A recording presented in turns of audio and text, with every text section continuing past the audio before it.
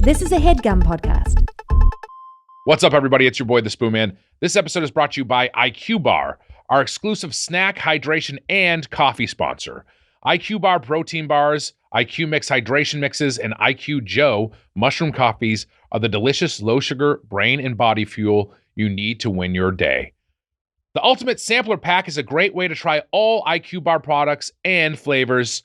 You get 9 IQ bars, 8 IQ Mix sticks, and 4 IQ Joe sticks. And you know what? All IQ Bar products are clean label certified and entirely free from gluten, dairy, soy, GMOs, and artificial ingredients. You know what? I really enjoy IQ Bar. It makes it feel good in the morning. It gives me that extra pep in my step. It gets me going. It gets me into the day quicker, and it's easy to become a part of your daily routine, whether it's starting in the morning with IQ Joe or grabbing an IQ Bar or IQ Mix to refuel or rehydrate after a hard workout, a walk, or a long day podcasting. With over 20,000 five-star reviews and counting, more people than ever are fueling their busy lifestyles with IQ Bar's brain and body boosting bars, hydration mixes, and mushroom coffees. Their Ultimate Sampler Pack includes all 3. Wow. And right now, IQ Bar is offering our special podcast listeners 20% off all IQ Bar products, including the Ultimate Sampler Pack, plus free shipping. That's right. To get your 20% off, text Doughboys to 64,000. Text Doughboys, our podcast name, Doughboys, just DOUGHBOYS, to 64,000. 64,000. That's Doughboys to 64,000. Message and data rates may apply. See terms for details. Do it. Hey, buddy, we're the Doughboys. Yeah, the Doughboys. And we're coming to the South. Yeah, that's right. We're going to be in Raleigh on May 27th. Yeah, and we're going to be in Charlotte on May 28th. Yeah, that's right. And we're going to be in Atlanta on May 29th. Yeah, that's right. Early show sold out. Late show added in Hotlanta. And guess what? In Raleigh and in Charlotte, we're going to have a guest, Carl Tart. Carl Tart's joining us in NC. Special guest to be announced in the ATL. That's right. Be there or fuck you. Yeah, or deal with the consequences. Birdfuck.com/live. Birdfuck.com/live. Doughboys.com. Wait, what is it? Doughboyspodcast.com. Doughboyspodcast.com/live. Don't leave my mistake in there. Doughboyspodcast.com/live. Don't leave us a mistake in there. We're going to fuck you up. Yeah, then we're going to fuck each other. In the 1980s, Wolfgang Puck, a chef and restaurateur from Beverly Hills via Austria, popularized a multicultural cross-pollination cooking style commonly known as fusion. By the 90s, Puck was a full-on celebrity with TV shows and microwavable meals, and fusion cuisine had become a mainstream movement. But while the trendy fine dining scene had marketed melding food from different continents as a cutting-edge innovation, the practice had happened organically since the oceans were traversed by trade. One example now popular worldwide, Korean fried chicken, originated when American servicemen introduced the dish to their South Korean counterparts during and after the Korean War. American fried chicken itself created when enslaved West Africans enhanced the seasoning of the Scottish dish they prepared in colonial kitchens. And another East-West fusion comfort food emerged from a foreign military presence, Japanese curry. Colonialism had introduced Indian-style curry to the British palate, and in the late 19th century, the British Royal Navy brought their extra-mild version of the dish to Japan. The Japanese varietal, most commonly chicken or pork katsu curry served with rice, became a new national dish, and in 1978, Masayoshi and Naoko Munegetsu opened their own curry shop with a name that literally translates as Here, Number 1. Today, the largest curry chain in the world, including a dozen North American locations, it feels inevitable that Japanese curry will soon join ramen and sushi as a commonplace American indulgence. Thanks, Wolfgang. This week on Doughboys, Curry House Coco Ichibanya. Coco Ichibanya, Coco Ichibanya.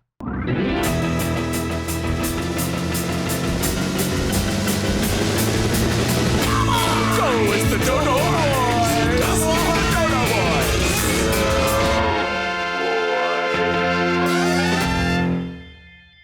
Welcome to Doughboys, the podcast about chain restaurants. I'm Tiger Weiger, along with my co-host, the Nintendo adult, because he repeats the same 8 bits. The Spoon Man, Mike Mitchell. That's clever. That's well crafted. Yeah, I just don't want to hear it, I guess. Dylan W. said it's the same 8 bits. I do more than 8 bits. I think you could have gone with 16 bits, even 64 bits, and still been on team for Nintendo. Yeah, and 64 is not too bad comparatively. Yeah, I mean, you got a repertoire. You'll get your bag, if you will. Oh, hell yeah. It's all about the bag in this world. Yeah. It's just a similar thing of some guy on our Reddit posted, went to Secret Pizza. I don't know if anyone saw this. I saw this. So I went to Secret Pizza because we have talked about it on the podcast, and I think Secret Pizza is very, very good. Where are the kids at? It was like, it's a different pizza place. No, what he said, I guess, wasn't worse than that, but was still pretty bad. He was like, I went to Secret Pizza, and he was like, I talked to the guy, and I said I got like the recommendation on a podcast, and then he said as he was leaving, he heard the guy say like, oh yeah, one of the hosts like talks us up, and he's like, I listen to the podcast, but it's not funny. I was like, why did you include this in your anecdote? I don't want to hear this. I like Secret Pizza. One of the also. Secret Pizza guys says that? Yes, that's what he said. Fuck that place. And then Reddit posted the post. And so you're saying that's worse than an alleged basement of children? No, I don't think that's worse than Pizza We've been to Comet itself. Ping Pong. You can't find them kids anywhere. So trust me, they're not there. Trust me, I was looking. Is there a bomb? What happened? Yeah, what's going on? Hold on. Something. There was like a hissing sound from the corner. It was terrifying. We were talking too much about. It's fixed. Sorry. We were talking too much about Comet Ping Pong. We woke up a rattler. They got snakes in headgum, you know. Coyotes too. And the content mines? Oh, gotta be careful down there. I feel out of control.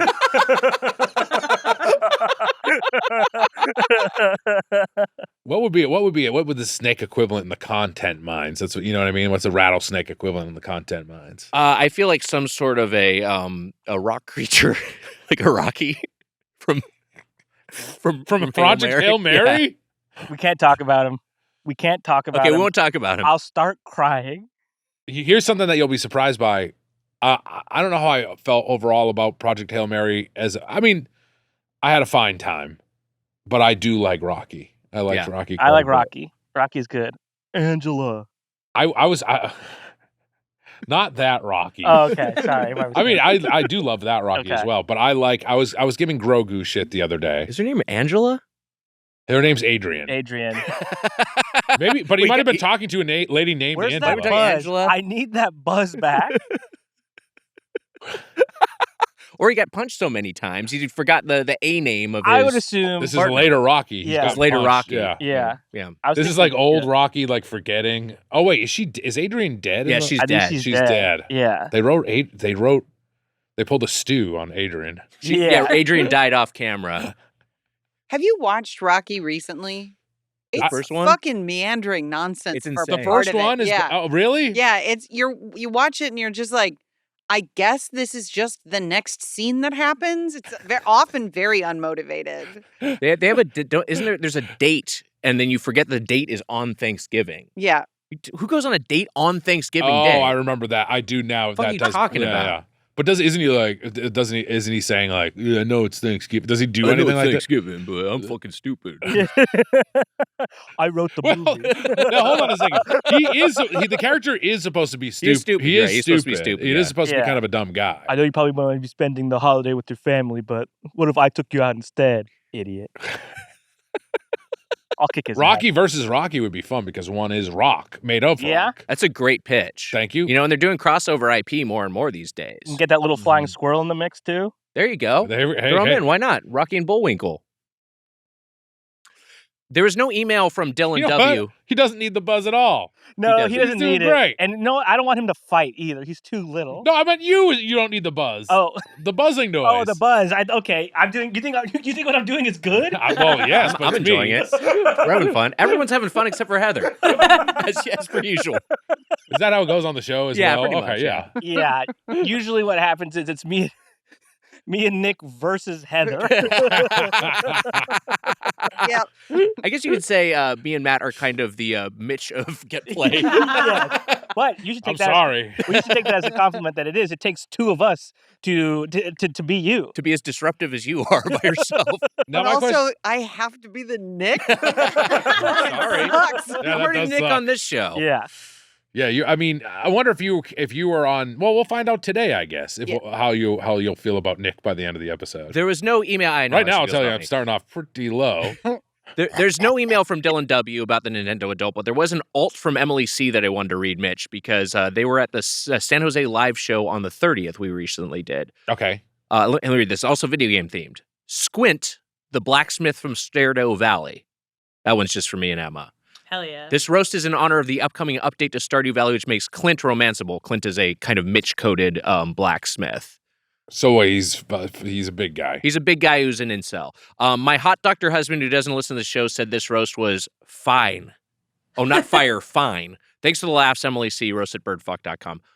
Mitch, we were just in San Jose on the 30th in April. We were. But in May, we're going on the road to the south. That's right. On the 27th, we're going to be in Raleigh, North Carolina. The 28th, we'll be in Charlotte, North Carolina. And the 29th, we will be in Hotlanta, Georgia. 2 shows there. Tickets for the late shows still available. Me, Emma, and Amelia have our plane tickets. You do not have one yet. I got to figure that out. Actually, I meant to ask a question at work in terms of like if I could get on the same flight because I'd be missing a whole day. We'll figure it out. I'll get clarity tomorrow.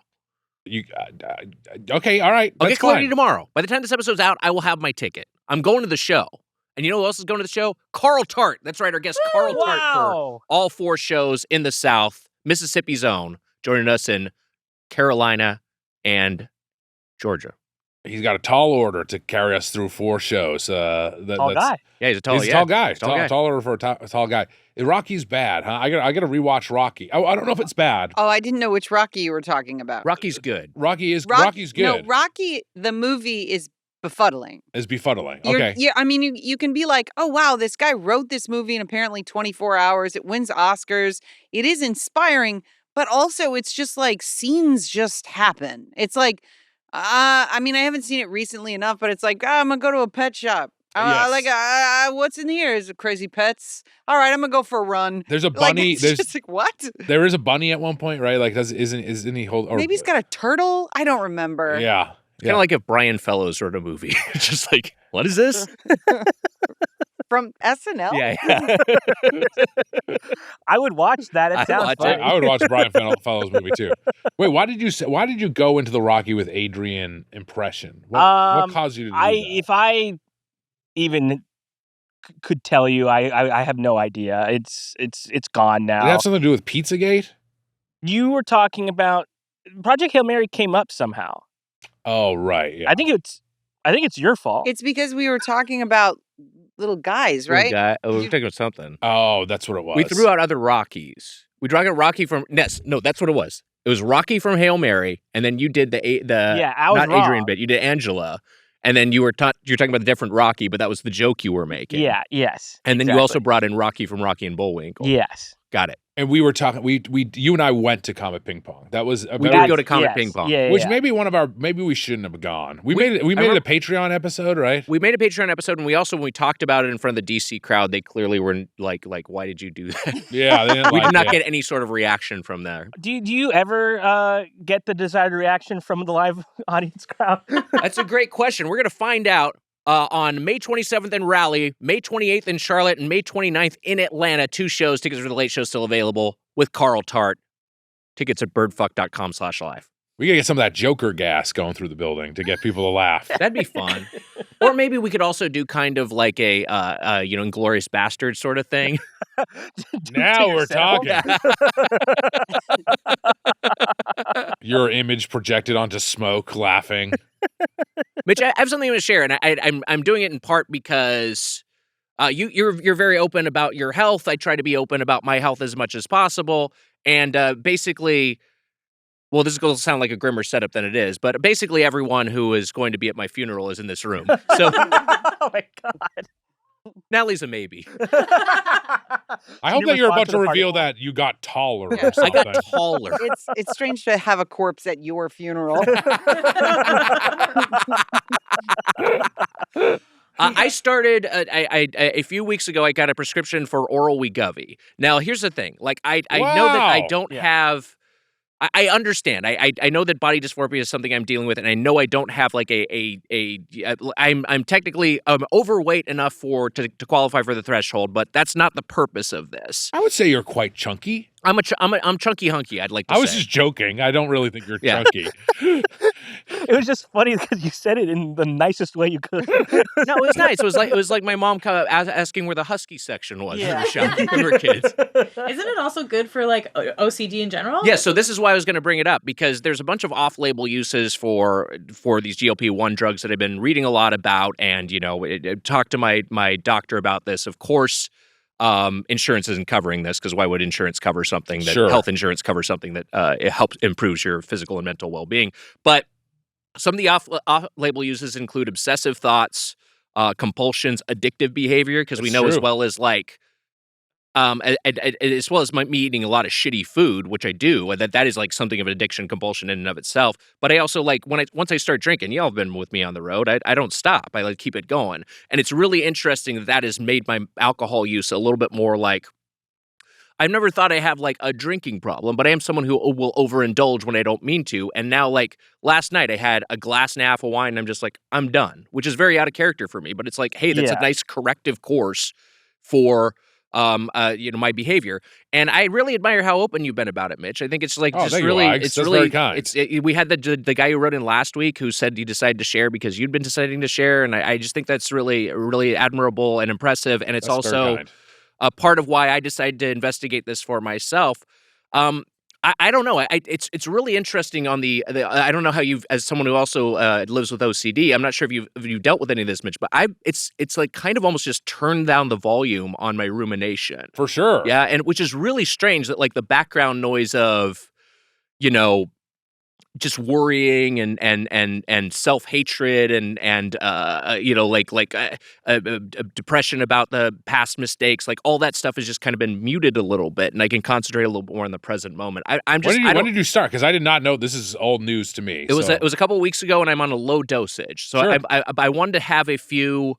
I wanted to see if I was going to stick with it before I went public with any sort of declaration. And now, like, this is a thing that is clearly, it feels like it's working for me, so I'm going to keep it going. So I think that when people are speak ill of these things, I think it is kind of anti-science and medication, and it's weird to me that people are. I mean, they've been around for a lot longer than people know, because the people with diabetes have used some form of these drugs for like close to 20 years now. You know what I mean? It's not like a crazy. And I look, it doesn't solve everything for me, but I think there's weeks where I'm like, man, I feel so much better, like mentally. And I think things are more clear than I did before I started, which you knew I was having a really, really rough time. So I think that there's a lot of benefits that they're still figuring out from these drugs. I was just talking to my barber today about it. I got a haircut. Looking sharp. Again, a nice little lineup too on the beard. I got a lineup on the beard. No one knows who my barber is, but he started. I was saying Sweeney Todd, right? It is Sweeney Todd. So every time I get out of there, just a lot with my head attached. Yeah. I'm happy about it. Yeah. But the butcher of Fleet Street should probably be eating fewer people, so it's good that he's on this drug. Yeah. I wish the drug. He lays off the food and also lays off cutting I wanted it more trimmed up. He kind of. I'll make it nice and trimmed for you. What did you want trimmed? At the top? You ever go to get a haircut and you're like, they just didn't cut my hair enough? Do you ever get that? You look good. Okay, all right. It's a good length for you. I think you're a little self-conscious because of your hairline, but I think it's a good length for you. Well, I wasn't thinking about that. No. You're looking great. Oh, thank you. That's very well. Wise, you look Heather great. was mentioning your skin is glowing. That's very yes, and I think there's so many benefits I was saying from these drugs. I'm not trying to say like if you have some ailments that can be treated by these drugs, I always think it's worth it to try. So. Yeah, it's worth investigating. I mean, like we shared a thing in the group chat of like knowing people that have dealt with chronic migraine that just like it's weirdly worked for people with migraines as well. It's like it's such a strange. The effect it's had on my overall health has been like the closest thing analog you can think of is when I'd have really bad asthma and mostly as a kid but sometimes as an adult, and I'd get in prescription steroids, and just like the transformative feeling of like, oh my god, I'm getting these steroids, it's just like a fucking wonder drug. I don't know what the fuck this thing is doing to me exactly, but everything seems positive, so much so that I'm sure in 5 years my eyes are going to fall out of my head. Sure. But for now I'm enjoying the ride. There'll be some new medication that can get him back in there, I'm sure. Eye regrower. Forks.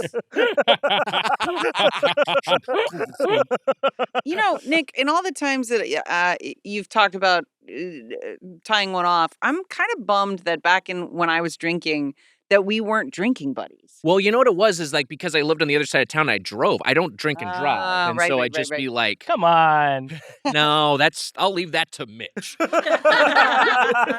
Fucking coward shit over there. No, I would come sometimes like have like a beer or two after, but I'm not going to stay and like close down birds after a UCB show. As fun as that would be. Right. Yes, no, the same. Look, I've noticed that you can imbibe on some trips if you catch my drift. We like to party. We all like to party. If you catch my drift, there was nothing to catch, my man. We got you. I said it earlier. I mean, by the way, I've never, in my experience, I've never seen a problem that you have with it. But I know but I know you like to have some drinks, and I know that these drugs also, for people who have some addiction issues, they've been very helpful. Yeah, and again, these are off-label uses, and so it's just I'm technically prescribed it because of my weight problem, which is, I guess, weight problem, whatever. Like I shouldn't characterize it like that because I'm in wherever the fucking BMI chart is, which is totally arbitrary in terms of body weight to height ratio enough to qualify for it. But it's it's less about that for me. How have you been with? Have you felt nauseous at all, or what's been your reaction to it so far? Obviously, the benefit sounds great. Yeah, so the weirdest far. thing I've had is hotter loads. That could do it. Physically? Yeah, just like hot, just like hot lava. You put a Kleenex on it, the Kleenex just lights up on fire. It's like an alien just burning through the table. It spurts out like a blaster shot in Star Wars. It just keeps going. Speaking of loads, Kurt Loder, 81 today. Hey, happy birthday! 81 years young to Kurt Loder. He got that. That's his last name because his family invented jacking off. Yeah, I think so.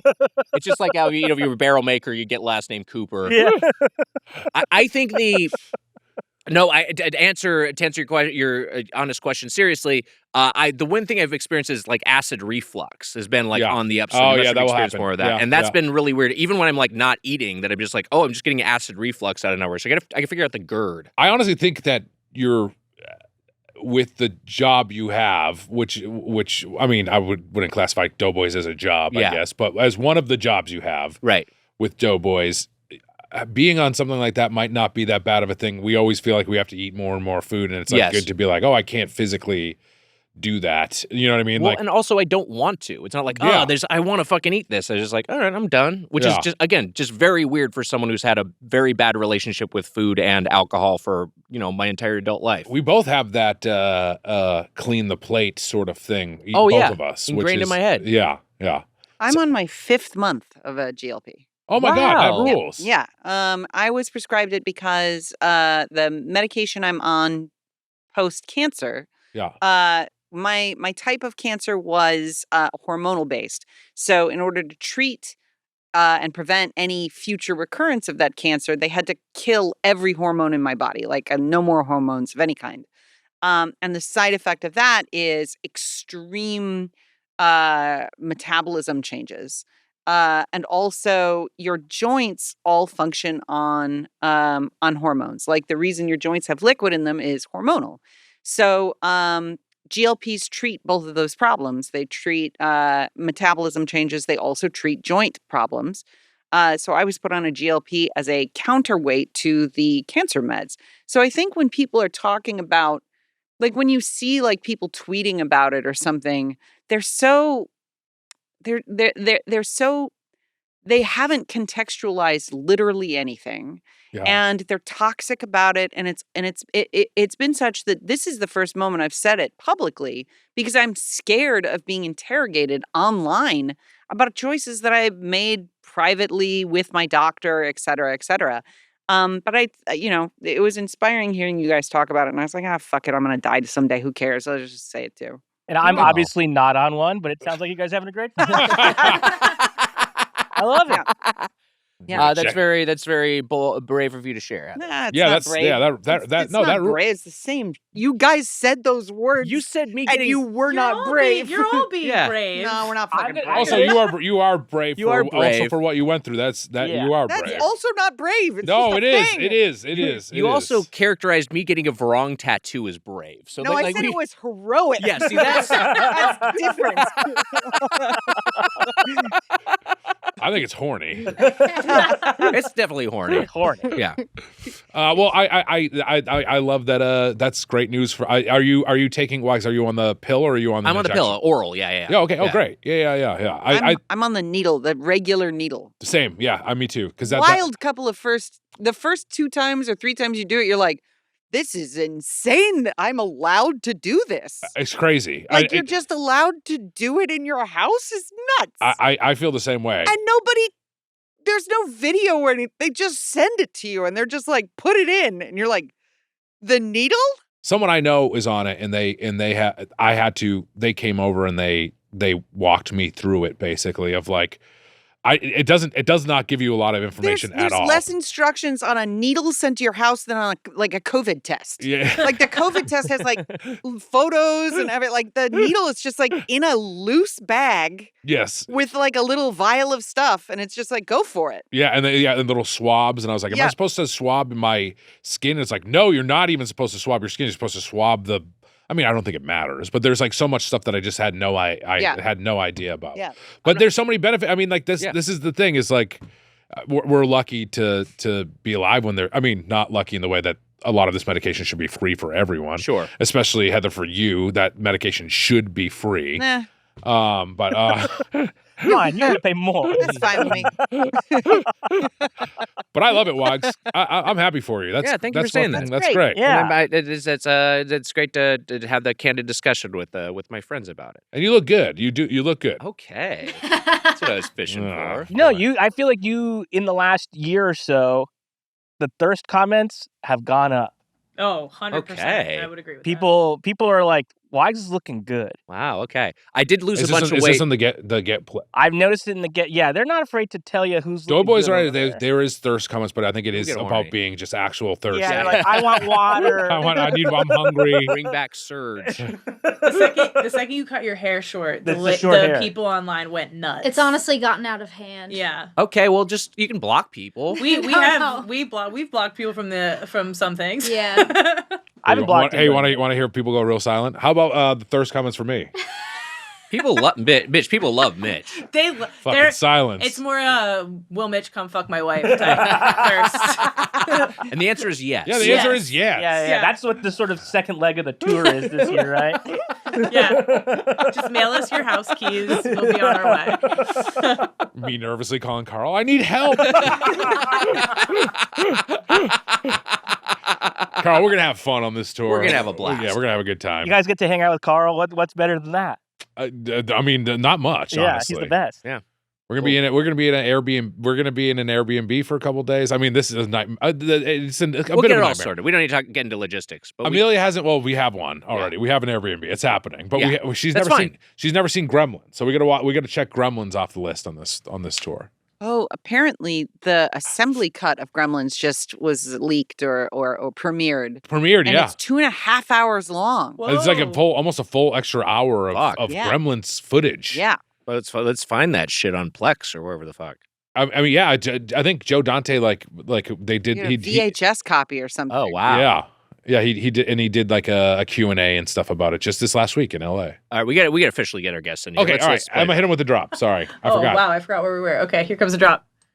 Howdy ho! Challengers approach! Everyone is here! Mario! Gabrus! Yoshi! Mike Hanford! Kirby! Sidaro! Wario! Nangle! Bowser! Ness! Two raccoons having sex. Carl! Tart! Mario Kart! Falco! Dano! Tony Soprano. Little Mac! Big Mac. Mac Attack! Snacker Whack. Armin and Jack and Bugman. Luigi! Here's Luigi saying, I'm a star. I'm a star! I'm a big, bright, shining star.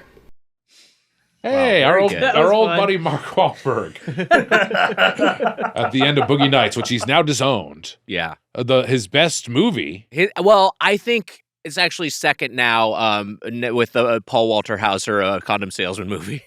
Balls. That's the balls. number one. That's your number one. My number one is balls of fury or whatever the fuck. We were trying. What's it called? It's impossible to know what it's called, and Yeah. I think I might never know actually. Balls out or balls up? I think it's balls out. I think it's balls and cock. Starring two very Christian men. Yeah, yeah. It's balls up. Balls up? Got it. Like Well, tit- we may like tits never up? know. We may never. It might be balls up, but we may never know. Yeah. Balls up. God bless. God bless. A great pub. This just made me think of McGonagall's pub in Dorchester. McGonagall's pub. LD loved it. I went there with my buddy Colin Maxey. You got to go. It's a great. They have a spice bag, which is like curry fries, basically. Oh, that's cool. And I remembered it because it's not far away from where Mark Wahlberg beat that man. Oh yeah, that's how I remembered the whole thing. And you sort of have like a you have saved in your Google Maps. I got the city to put a plaque there. I would love to bring some of those spice fries to Lisan Al Gaib, so I'll get some to go. Oh, Jesus. Hell yeah. I gotta read the email. Yes. That's what I have to do. Also, as I'm doing that, one of our guests had a very funny thing about talking about me being RoboCop or coming back as a RoboCop. We'll get into it. All right, we'll get bring into that it. back. Yeah, up. I just said it was too funny it was very funny. Here's a 28-second Nintendo-inspired drop. Thanks for all the laughs, Matt Portner. Thanks, Matt. Wow, thanks, Matt. Thanks, Matt. And Thank you know, you, that Matt. drop included me saying, everyone is here, and everyone is here indeed. Our guest today, my co-hosts from our video game podcast, Get Played, Matt Apodaca, Heather Ann Campbell. Wow. Are you okay? What? Why? What an entrance. I felt like you were looking at me like you were about to say something specifically to me. No, I thought you were going to say hello, everyone. Oh, no, I should have said that. I And don't know what the rules are. And that- You can do your thing. Do your thing. Hello, everyone. Hello, everyone. Everyone's going crazy. But not. No, I'm fine. Okay. Do I look distressed? No, you look great. I'm distressed. No. You look great. You look super fashionable as always. You're wearing your Yes. Xeon Forces sweatshirt. No, everyone looks great. We all look great. What's the state of the pod? How are you guys doing? Because on our side, not doing too good over here. No, is that true? You guys are doing great. We're in a tough stretch of we're in a rut. I mean, you guys must be in a similar thing of what? We're banking quite We're a bit. banking some extra episodes. Oh, I Yes. see. Yeah, we did do like a big chunky like pentuple. We did 5 last. We did 5 in a row. Last week. Yeah, and it was that was a bit of a Too many. So you did gauntlet. 7 pods with Doughboys. I'm doing 5 this week. Jesus. 3 Doughboys episodes, 2 get played.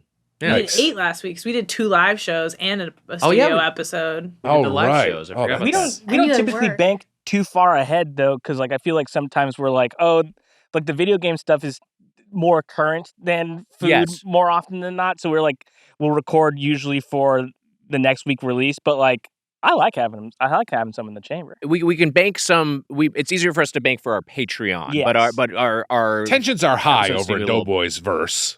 They're high over here, and I think part of it is that we're trying to make it all work by ourselves here with all the HeadGum staff on vacation. That is true. Or I shouldn't say on vacation. They are working. They are on a working trip. They're working in clubs in Miami. Their corporate retreat to Miami. Yeah, they're mid trust fall right now. Yeah. You have to give them the respect they deserve. But only one of them is not an actor. We were hoping Rochelle Chen Ranch, our producer, could join us for this record so it could be the true podcast crossover. Unfortunately, she has been taken. She is part of being forced to be part of this Miami retreat. Yeah, she got black bagged by some HeadGum hunk. Does Wahlberg have he has the hog, right? He has the prosthetic hog. He has the prosthetic. Oh, you mean like does he still have it? Yeah, I think I don't know. I Well, think he's he turned his has back it. on the movie, so He should get rid of it. If he doesn't respect his work, he should get rid of it. I agree with that. Give it to us. Give it to us. Yeah, Give it to us. Yeah. Give it to us. Put it in the tableau. YouTube would probably take that down. the HeadGum's in the world of paint. Speaking of Mark Wahlberg, they're in the pain and gain land. They're down there and They're hopefully having a good team building exercise over there in Miami. My understanding, we're still recording here, but I hope they enjoy their much deserved break. My understanding, Mitch, is the breakdown is that Doughboys is paying for the hotel rooms, and Get Played is paying for the bottle service. So that's nice. Yeah, It's like that is Adopt a nice. Highway, whichever our own section of it that we're contributing to. Oh, I hope they got Speaking bottle of- service.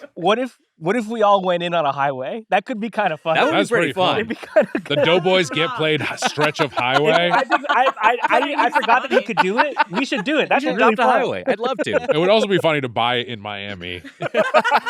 How fast can we get it up while we're over there? Speaking of trips, we got to talk about we have not talked about this on Doughboys. We talked about it quite a bit over on Get Played. Yes, but we all went to Japan for the podcast for Get Played. This is the thing Mitch encouraged me to do. So I was It's hesitant true. to do it. And I was both. To part be of the reason clear, I'm I doing was it. also mad at. I had told Nick, I was like, we should go to Japan for Doughboys. I said Yeah. this like years ago. Yeah. And he was in his response was like, take your own vacation, buddy. It was kind of like what his response was. Reasonable thing to say. And I was like, okay, but I think it would be fun to do something like that. I've been worried about you this week. I was going to bring this up. We were texting with Griffin and David, and I wrote, Weiger hates my ass lately. That's what I wrote. And I said, it's not my fault we started a business together, which is also It's true. true. And then Griffin said the podcast story, which is also true. Mhm. And then Wise, you very nicely said, "I love you, buddy." And then you did give a glimpse into you're leaving the house at 8 and you're getting home at 11. That's a long. That's those what are- my those day are was long- yesterday. It was a Yeah. bit of a Those are long days. bit of an you. odyssey. I love you too, even though I do hate you a lot of the time. And this is kind of a situation where I did hate him. I wanted to go to Japan. Yeah. And then I don't he think we would have told. been mad if you came too. We would have loved to have I mean, you. I would have. Well, Wags, Could have come. I could have come. Oh, God damn What the it. fuck are you talking about? I'll strangle you. Hold on. I don't think Universal would have paid for your travel and Yeah. Yeah, yeah, accommodations, but you probably could have come. yeah. We could have paid. Doughboys could have paid the way. Yeah, we'll talk about it. You guys kind of snuggled. I will say, having been there, we could have snuggled. Having been there, One of our rooms had 2 beds. it's true. Our room was big enough for 2. Having been there, Mitch, I will say, and it's the thing I like to say the least. You were right. If we could go to Japan and we could get some good Doughboys related content out of it. My whole thing is the travel. I was always like, well, we can't do a live show there. We're not going to draw a We'll crowd trank in your Japan. ass. But what we could do is, That's- I think I can handle a fight again. I did think we should twice. get tranked just in case. Oh yeah, I'm fine to get tranked. Trank him. But like there's the chain restaurants there alone. There's a lot to talk about, and I guess we could talk about our experience because we went to Heather. You took us to 7-Eleven. Ooh, And- which in Japan, from what I've understood, is that it's like a completely different experience, and they're well regarded. I could eat lunch 5 days a week at 7-Eleven in Japan. Yeah, both 7-Eleven and Family Mart and Lawson are all like a triumvirate of fantastic convenience stores. And it's not like we hear it's like if you're eating at 7-Eleven, it's the last choice you want to make or the drunkest one. And there it's like, what would be convenient is if I stopped somewhere in between this location and the next and got a decent piece of food. Like that's convenient. Yeah, and that is what it should Yep. be. Yeah. The much touted egg salad sandwich, and I had one from Family Mart as well, which was also good. But the one from 7-Eleven was an absolute knockout. I was like, I had high expectations for it, and I was like, I can't believe how fucking good this is. We waited on the Shinkansen, Yeah. and I was on the time of my life. We got that. We got that, and then we also got salmon onigiris. Yes. And just the idea of getting an egg product or a fish product from a 7-Eleven in the United States is a fucking nightmare. Yeah, that's insane. That's a dice roll. That's Yeah. insane. But it was one of my favorite meals of the trip. It was so wonderful. good. Yeah, you also got like a fresh fruit smoothie. Oh yeah, I got a fresh fruit smoothie. Oh wait, I think I saw. Was that the video that you did? Was there was there a machine? There was a right? Yeah. machine, and it's That was me. what's that? That was me. I made your smoothie. Oh, Oh, yeah. Oh, that's what I was no, thinking. Man. I like handed it to like this like robot that like mixed it for me. That was wait a minute. And he was like RoboCop, but his dick was still We flesh. should get back to that riff. Oh yeah, It was good. It was yeah, a good rip. yeah. Wait, how do we get to that? How did we We were get to talking about it RoboCop? before. We were saying Stu came back as like a RoboCop. Stu came back as a RoboCop, and then I think it was it Heather who was like, "But only your dick is flesh." Yeah, steel from head to toe, full human penis hanging out of the middle. Which I was saying would just be some sort of embarrassment that they're putting me through, some sort of ritual. Truly insult to injury. Like, you're Yes. already a RoboCop. Sure. We have the 9-inch robot dick right here. We can attach it. It even has more nerve endings. Nah, leave him that one. The smoothie Stop was great. looking. You are under arrest. Stop looking at me. There was a smoothie that I wanted to get, though, that I wasn't able to track down, a popular flavor. It was like pineapple and spinach, because I feel like on a trip like that, you can find yourself in a green vegetable deficit. That was also one. The food there was universally spectacular, but it was oddly hard to find vegetables at times. And so I was like hoping for that one, but I just got like a strawberry banana one, and it was like one of the better smoothies I've ever had. It was great. That's wild. Yeah. I just want to say this. Two things. One, I did say to you, if you don't go to Japan, I will be the most mad at you. That's what I said to you. I was like, if you don't take this opportunity, I'll be really mad at you. As I hope you guys would also have been mad at me. We were really nice to him. They were too nice. Yeah, we basically were like, hey, like, I think this would be cool. We think you would like it if you came, but if you don't want to come, that's totally fine with us. But you guys have traveled a lot together, not internationally, of course. We have. This was your first group. This was our first group outing, our first travel together, I would say. We've only had like dinner out like 4 times. Yeah. Right. We do the show, and we have fun doing the show. And then we always have our meals in between the show, and we go. We're friends. And we're We'll hang friends, out. yeah, of course. But traveling with people is I'm sorry, this sounded pretty pathetic when you said it. And we're friends. And they I kind of ignored you. That's why they're doing the show with me, right? We're friends. I remembered he paid me to agree, so I had to say yes. But Amelia told me they're my friends, so that's actually not okay. Actually illegal.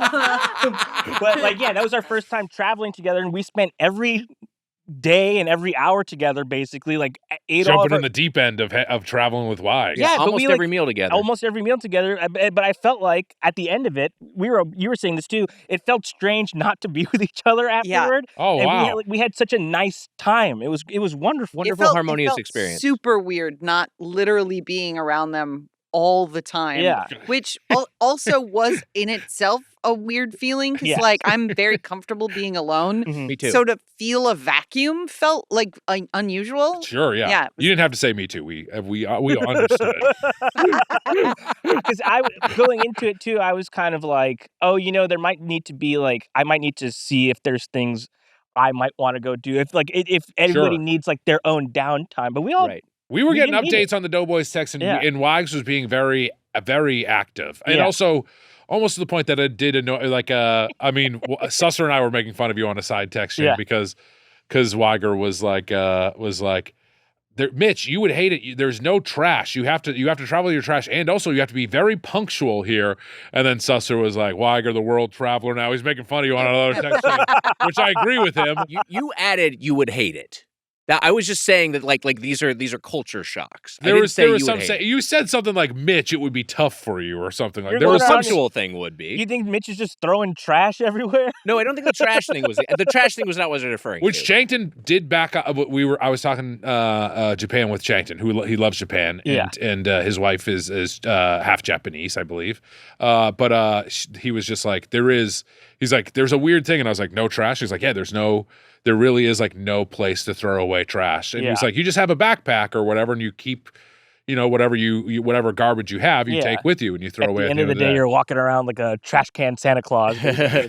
I'm holding up my Uniqlo bag, which I got in Japan because my other bag, my bagu broke. The strap broke. You were with me when that happened. And devastating. But having this bad boy, I just would stick a little plastic baggie in here, and then any trash would just go. It was like the fucking easiest solve in the world. The thing that becomes difficult is cups, though. Like if you buy the smoothie, cups are a problem. I was carrying around that empty cup for a long time. And the other thing is they don't have, because I'm a refillable water bottle guy. I got my Yeti right here, and it's not like easy to fill up a water bottle. Apparently, though, that's my shortcoming because at the convenience stores there is water stations. Wait, really? Yeah, that was a me deficit. No, it's not a you deficit. Not a country deficit. Not your responsibility to solve that for If me. you can go to Japan with Heather Ann Campbell, you should take the opportunity. I would 'cause advise it I was going to say you were probably a unbelievable. great. Yeah. It sounded like you were nailing everything. I from what really understood. I go frequently. That's my first of 3 trips this year that I'll be going. Oh my God. To Japan, and yeah, I mean I really love it there. If the shit hits the fan here, like for real, I mean they've made it a lot harder for foreign workers to stay in the country recently, as you know, the entire world sort of lurches to the right. But there are opportunities still, and I don't know. It seems like backup plan number 2. Yeah. I'm going down Amsterdam with the ship. first, Japan second. Yeah. I think sadly I'm going down with the ship too. Not just out of pure laziness, and I just will die here, I guess. Sir, there's plenty of boats. No, plenty of boats. I haven't packed my stuff. I'm good. Yeah. There's lifeboats, 4 and a half. Yeah, nah. The band's pretty good playing. Would you're a guy who would go down on the Titanic? I'm enlisted. You go down that on happens. I'll sign up for the fucking water war. Here we go. You're going downstairs on the Titanic. Yeah, as it Yeah. sinks? So we were in Japan, and the speaking of having Heather as a guide, we ended up at they put us up in great accommodations in Kyoto. In Tokyo, we stayed at a hotel, and this is a place that I won't dox, but the breakfast buffet at the Kyoto hotel was like the best breakfast buffet I ever had in my life until we went to that second hotel we were staying in Tokyo. Yeah. And the second one, like, first off, it was just like the level of quality of food. Like they didn't even have a tray of eggs. Every egg dish, even scrambled eggs, were made fresh. Were made to order. But the thing that we really fixated on is there's a coffee maker. There's a coffee machine that was self-serve. And they had mugs that you could have to stay, but they also had a bunch of to-go cups. And there was a sign that was like the kindest sign any of us have ever seen. You could take coffee to your room. That's what the sign said. You could take coffee to your room. You could take coffee to your room. That is a very nice It's sign. very nice. We loved it because we also couldn't figure out the tone with which it was being said. Because Right. we were kind of like, you could take coffee to your room. Yeah, is it a challenge Yeah. or is it a warning? Just You could take coffee to your room, but kind of like don't do it. Maybe. Yeah. Well, because if it's you can take coffee to your room, then it's like it's okay. Yes. Right. But could is mischief. Right. You Yeah. could take You coffee to your room. Yeah. Think about it, huh? Yeah. Want to have a little fun? I did do it one time. Yeah, I know you did it. I'm glad you did. I'm glad And one of us tried it was nice, but I kind of felt like I was being a little bit bad. Well, that's what the sign is for. Yeah. Yeah, was there Part of any the fun. repercussions from taking your coffee to the room? Yeah, there were armed agents in my room. They tased me immediately. Speaking of coffee, you also took us to a coffee house, and that was like an incredible pour we had there. I did spill, but it was fine. Yeah, I brought them to Glitch Coffee. I'll always shout it out. Glitch has, when you walk in, has about 20 different coffee beans in these sort of like smelling carafes. And you choose your coffee beans based on the kind of roasting or fermentation you want the beans to have. Oh man. And so you'll pick up some and they'll be like, this one is fermented with strawberries and mango. And you're like, what the fuck does that mean? It's coffee. And you lift up the sort of decanter and it smells like a strawberry milkshake. And you're like, okay, but that doesn't translate to the coffee, does it? And then you have a cup of coffee with no flavoring in it, no, cold foam bullshit, just a cup of coffee, and it tastes like a strawberry milkshake. That's wild. And you're like, this is a very unusual experience. Yes. They had a flight of coffee. They had 3 cups. Yeah, I got each. 2. I got you got 2 because 2? I knew 3 was going to be too. I thought 3 was going to be too many, but we also didn't realize they were full-sized cups. We thought they'd be flight-sized cups, like maybe Sure. like shot glasses of coffee or something. But they're just 3 full. 3 Yeah. full cups. That's And if insane. Nick mentioned it, but can you believe it? He spilt one of them. How much spillage happened on the entire trip? Was that the only spill? Or? For how long we were with him, it wasn't that much, but I would say that the spills that did happen were pretty. There was a pretty tough. bar we went to on our final night there Oh, that had God. a sign on the wall that said, if you spill your drink, you buy shots for everyone in the bar. Oh man. And it was like the three of us just lasered to that sign. Nick's and then sweating. We have to get out of here. Yeah. In an act of hubris, I had Matt take my picture next to the sign, like, get a load of this. Yeah. We go to another bar, which we had a great time at. We ended up hanging out there. That's right. It was the three of us. It was just a bunch of Japanese locals. We were chopping it up with them. They were having a blast. They loved us. And then the bartender / owner whose name I can't pull right now. Masako ruled. But we were just having a great time. It reached a point where I was like, we're having so much fun. We're just like listening to, this was a place that was called Adam Hartmother. Mitch. Oh, right. Yeah, it's named after a Pink Floyd album. Yeah. I was just like, let me buy shots for the bar. And I was like, okay, yeah. I do that. But as I'm doing that, I gesture and I take, and my own beer I have in front of me, I knock over and not only empty, but shatter. It was fucking humiliating because I'd made it through the whole trip and I'd had. So you did the thing that you would have had to do in the other bar. Yes, but I did that in advance, and then I just ended up shattering a glass and spilling it everywhere. And it was the sort of thing where I was like apologizing so much. I was like sumimasen, gomenasai, to the point where they were like, it's okay. It's just a glass. We were like Masako very sweetly said, I do this all the time, and we have to believe her because she drank an entire bottle of wine herself while we were there. She ruled. I loved her. She was awesome. Yeah. She was really, really great.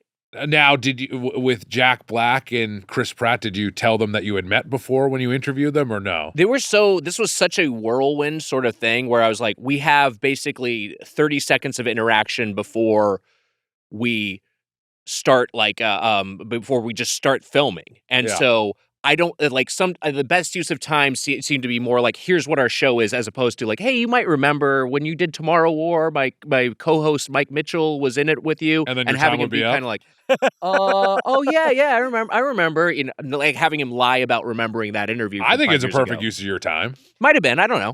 I made a call. I thought that part of the show went well. Everybody.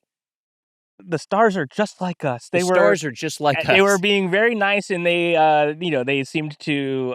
They were very polite about their time on the show. Everybody was really very nice. I haven't seen Super Mario Galaxy movie yet. I go to movies mostly alone now, so I feel like a peak children's movie when it comes out. I don't like to just go in there solo, or I go very late. Do you prefer to go alone? I mean, I like to go with friends sometimes. If you feel like you want a buddy, I'll go with you. That's very sweet. Because it is. I always think it's a tougher one to also be like, hey, you want to go see a movie? You want to see the Super Mario Galaxy movie? And it's either people who have. I'm your guy. I'll go. All right, great. Because it's people who you either have children or are other guys like me who's like, what are you talking about? I saw every Sonic movie.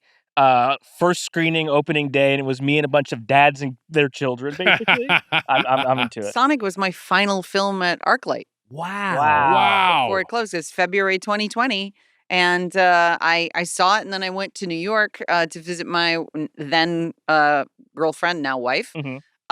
It was my final ticket stub at the ArcLight Theater. Sonic the Hedgehog. I mean, if you plug the thing back in, it would probably still say Sonic, or like the sign probably will still say. There's probably promotional shit in there. Which, by the way, we've said it on here before, but whoever's the next mayor or whatever, like they need people. Someone should run on just opening the ArcLight. Yeah, that's who I'll vote for. I mean, look, I'll care about other stuff too, and it's not the most important issue, of course. But I'm saying like it's in the top 3 probably. I'm thinking of like the progressive people who will already have mostly good ideas. I'm just also saying, hey, I'm going to reopen the ArcLight. Just say it, Ethan. Just say it. Just do it.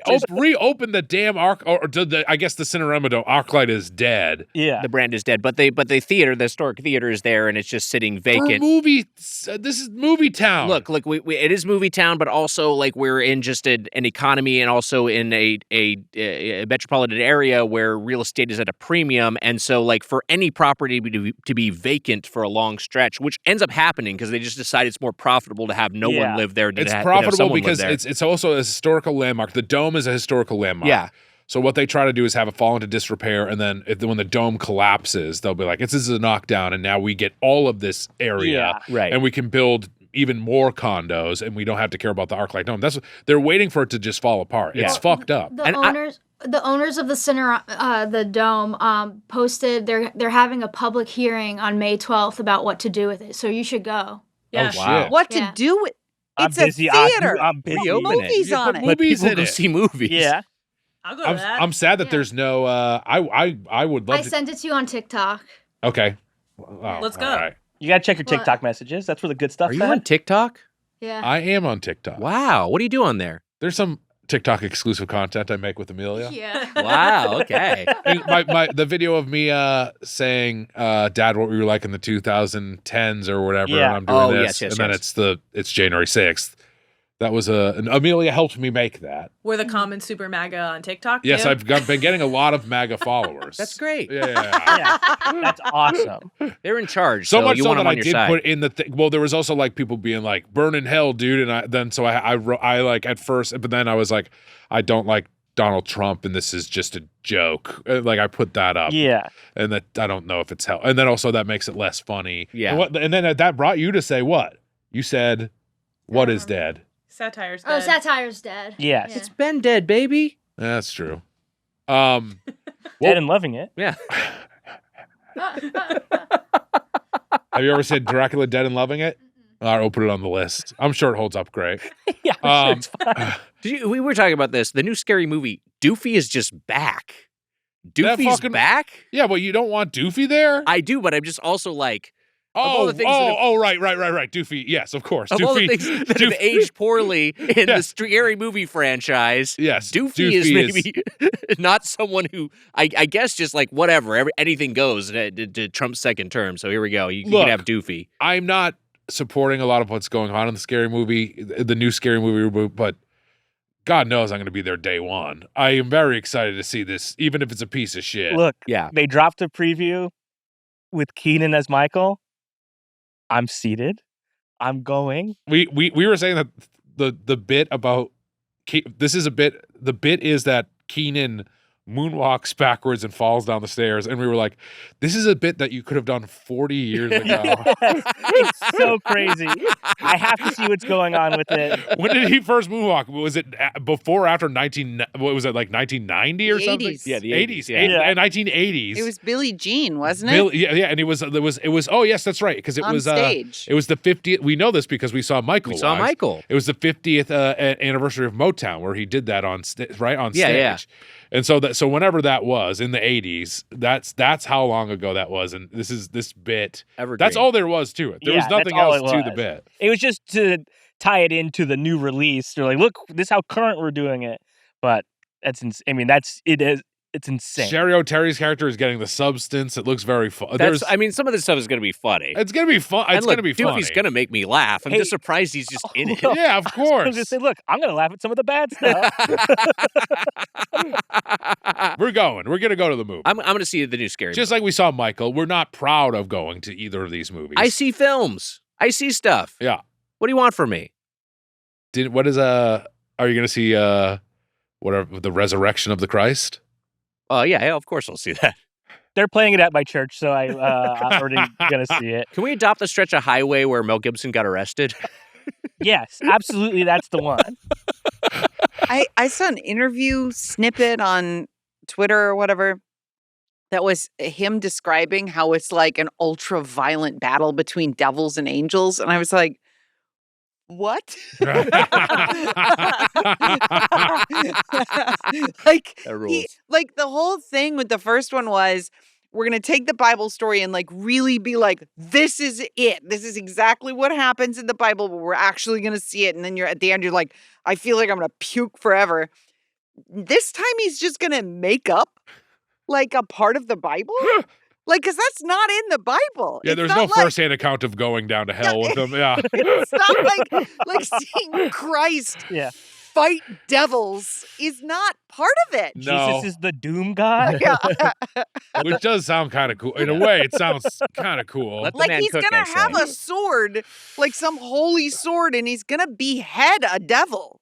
That's Sounds pretty fucking good. cool. Yeah, but what you're saying this like it's bad. No, What's the problem? I'm just astonished that it's probably going to happen, and it's gonna be 3.5 hours long. He's gonna call the devil sugar tits. Better than some of the other things I can call him. Moon also- Shadows. That stretch where Moon Shadows is. We'll Right, adopt right, that right. highway. Yeah. We also went to some. Wait, Moon Shadows burned down during It the did. fires, didn't it? What Yeah. a bummer. We went to a sushi place, Heather. Just again, speaking of you curating this trip for us. This is a sushi place that you'd been to previously. It's an oh, you've never been? I've never been there. There's an omakase place we went to for lunch, and it's the kind of thing of like, I think you characterized it as like you expect a certain duration when you're at omakase. This was like 2 full hours of just eating. It was crazy. It was really, really intense. It was it Sushi Show Saito? Yeah, that sounds right. Yeah. Yes. It was it was just a lunch. You look for we didn't have much of a window of time to really find restaurants because it like all happened very rapidly. Made this reservation for our lunch. I tapped out at what I thought was 3 pieces of food before the end. Like I was it seemed like the end, yeah. I was like, we have to be winding down. I cannot physically eat any more fish. I'm so sorry. I was humiliated. Like I didn't want to reject the chef. That's totally embarrassing thing to have to do. But I tapped out and I did at least 13 more courses. Oh my God. And I was like, oh, I'm so happy. I would have died if I had like kept pushing each round to like, oh, this will be the last piece. This will be the last piece. But you at the end, they brought out extra fish and they're like, we also have these beautiful pieces of fish if you want to add any sushi. And you're like, I'm done. Yeah. I'm so full. And Nick was like, I'm so full, but I'll have like 3 or 4 more. I was saying we were kind of like when Homer goes to hell and gets fed a bunch of donuts. We were so full, but we were so happy. It was awesome. It was awesome, and they loved us, and it was a 6-seat counter, so like we were taking up half the restaurant, and then there was a couple from China who was sitting there, and there was just the 5 of us dining, and so like it was just like. There was many chefs as there were diners, and the quality of fish was just absolutely. Yeah, I mean, I said to them, I said, "This is the best sushi I've ever had in my life." Yeah, we gotta get you back there on the GLP-1s. It's fucking, you won't be able to pull that shit again.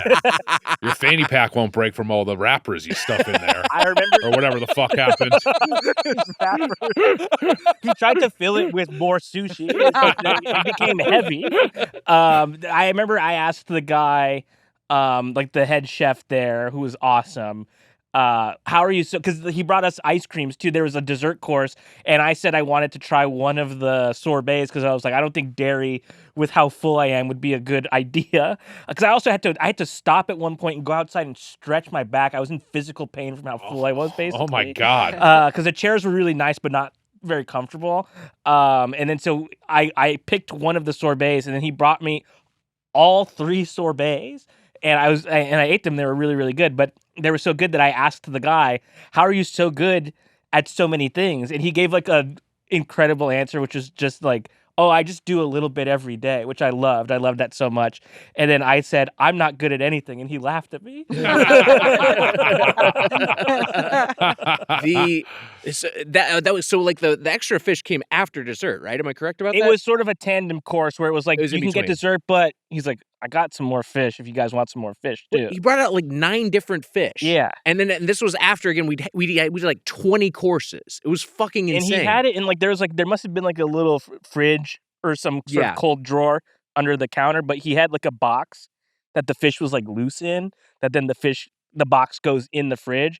And for some reason, I was captivated by this box. So I was like, I got to know more about what's going on with this box. Yeah, the fish box. It's cool. The fish box. Really cool. Yeah. Very nice. It's really cool. And earlier we talked about the bar we went to in Golden Gai, which is this district of Japan, which is very, very tightly packed, a bunch of bars that are again like oftentimes like 6-seat capacity. Yeah. Very small, but there's like hundreds of them. Yeah, used to be a pretty neat district. Now is post Instagram just overrun with tourists. It's like a totally different experience, and I was like shocked because it's been many years since I went to the Golden Gai last. And the change was enormous. Like the change throughout Japan since I went for the first time 21 years ago. And it's just like the internet has terraformed the entire country. It's so wild. It was really like, we kind of got the Bourbon Street experience, Matt and I did, but it used to be, and my alpha brother Nate Weiger was saying the same thing, that it used to be different. But that is a bummer. Yeah, but we went to this other bar earlier, Heather. It's weird because the same problem doesn't seem to be happening here. Yeah, it's like the internet. I don't know why people aren't like going to like Indianapolis and really being like, oh, this is the place. Right. Strange. Yeah. And we could. And I have nothing against Indianapolis. I'm a Midwest girl. Yeah. I like the Midwest. And it seems like our country has the wealth. Yeah, it's weird. It It's weird. seems like it should be able to do similar Yeah. things. It's a beautiful country when you Do you break wanna it see down. the Pacers? Yeah. I'd go see the Pacers. It would be fun to see the Pacers, but I'm just saying it seems like, I don't know, it seems like Japan has a lot going on. This like you're in Japan and you're like, oh, America fucking sucks. I already know America sucks, but it's just like really. It just crystallized. It's clarified, and just like the lack of public infrastructure, the fact that that services are getting worse, while over there everything is not just functional but like nice. Like you go to subway stations that don't smell like piss, and then also like the trains are like showing up consistently and go where you need to go. Well, the first No shit on the sidewalk. What are you going to do for a living? That's so true. Amelia, this will get you here though. The endless fish. The toilets, the endless fish. The toilets are fucking incredible. Every toilet is a Toto. It was just like I felt like I had a chariot everywhere I went. I was like, this is unbelievable. Just like the worst bathroom I went to in Japan was like the nicest bathroom I would have been to at the nicest restaurant in LA. There's one restaurant I know in LA that has every Toto. toilet is a Toto. Every Seems like an toilet is a Toto. FDR promise or something. It really does. It's great. We could do that here. We could have could. high-speed rail here. We're just choosing not to do it. I also want to shout out because it's I talk about it a lot on Get Played. Holland also same thing. Like the public bathrooms aren't as notably incredible, but you go there and you're like, wait, the world could be nice. Like the trains function, the trams function. Also, unlike Japan, there is an enormous bike infrastructure, and you're just like, oh, right, you could just invent a world where you biked everywhere. Like in the 70s, that wasn't the case in Amsterdam. They were like, hey, this city is becoming a city of cars. Fuck this. And they literally tore up streets that had parking on them and made them into canals. So it's a question, I think, of, yes, density, but also political will. And it's a shame that there's no place like if Chicago did this, if Chicago was like, fuck it, we're going to become the Euro-Japanese city of America, not only would they get so much influx of tourist money, because then people would go there to be like, oh, I've gone to Chicago. It's so beautiful. And it is incredibly beautiful in Chicago. But if it also built up the infrastructure the way that they already have, the L there, they've already got all of the makings of it. All they have to do is somebody's got to step in like, Chicago Mamdani and be like, we're gonna make it cool here. Yeah, it's Chicago Mamdani was one of my SNL audition characters. really great character.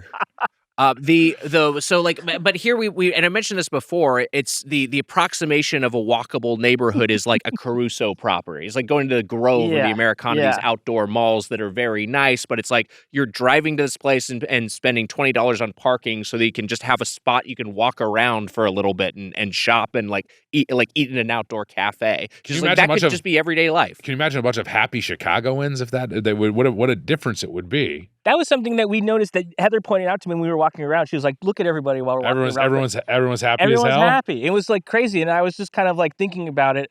And then after a while, I was like, oh, I think it's because everybody's basic human needs are being met. Like good food is not expensive. Right. Like even is an egg salad sandwich the healthiest food for you? No. But it's also not poison. And it was like $3. It wasn't very expensive at all. So you could get like an affordable, good meal for a good price and then just go about your day and feel happy and great. It was and everybody was so helpful everywhere we went. Yeah. I could say that. Imagine a bunch of happy Bostonians too. I'm not just picking on Chicago. When No, I said of that, course. it would be funny to see a city transform like that. It's annoying. You're right that it is that thing of like, oh, we can do that and we just don't do it.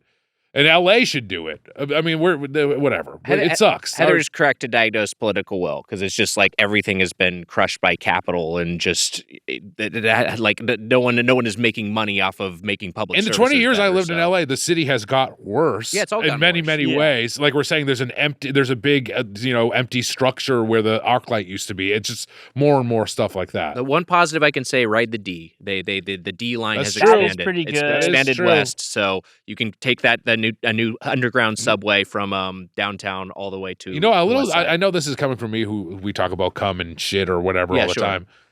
For a public shirt, ride the D a little too. I thought it was. I'm clenching my pearls a little bit here. They already had. So this is a thing that the LA MTA had is that they'd been like all the different lines are letters. They used to be colors, now they're letters. So like they had like ride the A shirts for the A train, ride the E for the E line. Okay, all right. There's the a D pattern. comes out. The D expands, and they come out with like ride the D. And it's like, of course, they snatched one of those up on day one. They snatched up a couple of them. Yeah. I'm wearing that sumbitch, but it's like. This is about the train. This is not some double entendre. You're the one making it weird. I saw a lady at Echo Park wearing one of those shirts the other day. She was walking her kids and her dog. So What about the ones that say "suck the D"? Those are we see you wearing that shirt a lot. Those are ones we're actually selling on birdfuck.com, so check them out. We get some exclusive merch. Kinship did not want to participate in those, but Should we just move Doughboys over to Spencer? Can we go to SpencerGifts.com? I think that would be great. I think that's a good destination for us. Was there anything else we met from food wise from our Japanese experience? I mean, all the food was like just is also good. Miles better than anything we have ever eaten here. I guess the McDonald's we can touch on real quick. Yeah. This is another fast food thing. Can I just say, please? Again, I have another trip to Japan coming up right now, and I don't think it's still going to be there when I return.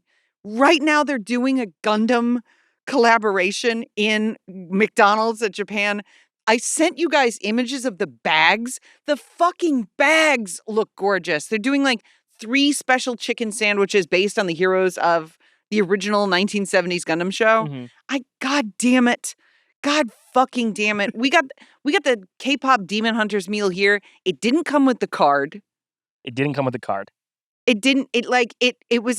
The box was a huge box with barely anything in it. Right. Yeah. It's an enormous footprint of a box with just like the wreckage of French fries in one corner and like tossed chicken nuggets in the other corner. You shook the box when you got it though. Well, because it was like, oh my God, what a big box. It must be full of stuff. It's like empty. It's like a child's coffin where they didn't recover all the body. There's just like one arm in there, part of a head. I don't even want to know what scenario this is or why you went there first. That's like something that would be on a things you shouldn't say a day calendar. The kid was probably in an Iranian school. Oh my God. No, I don't like it. I don't like it either. It's fucking terrible.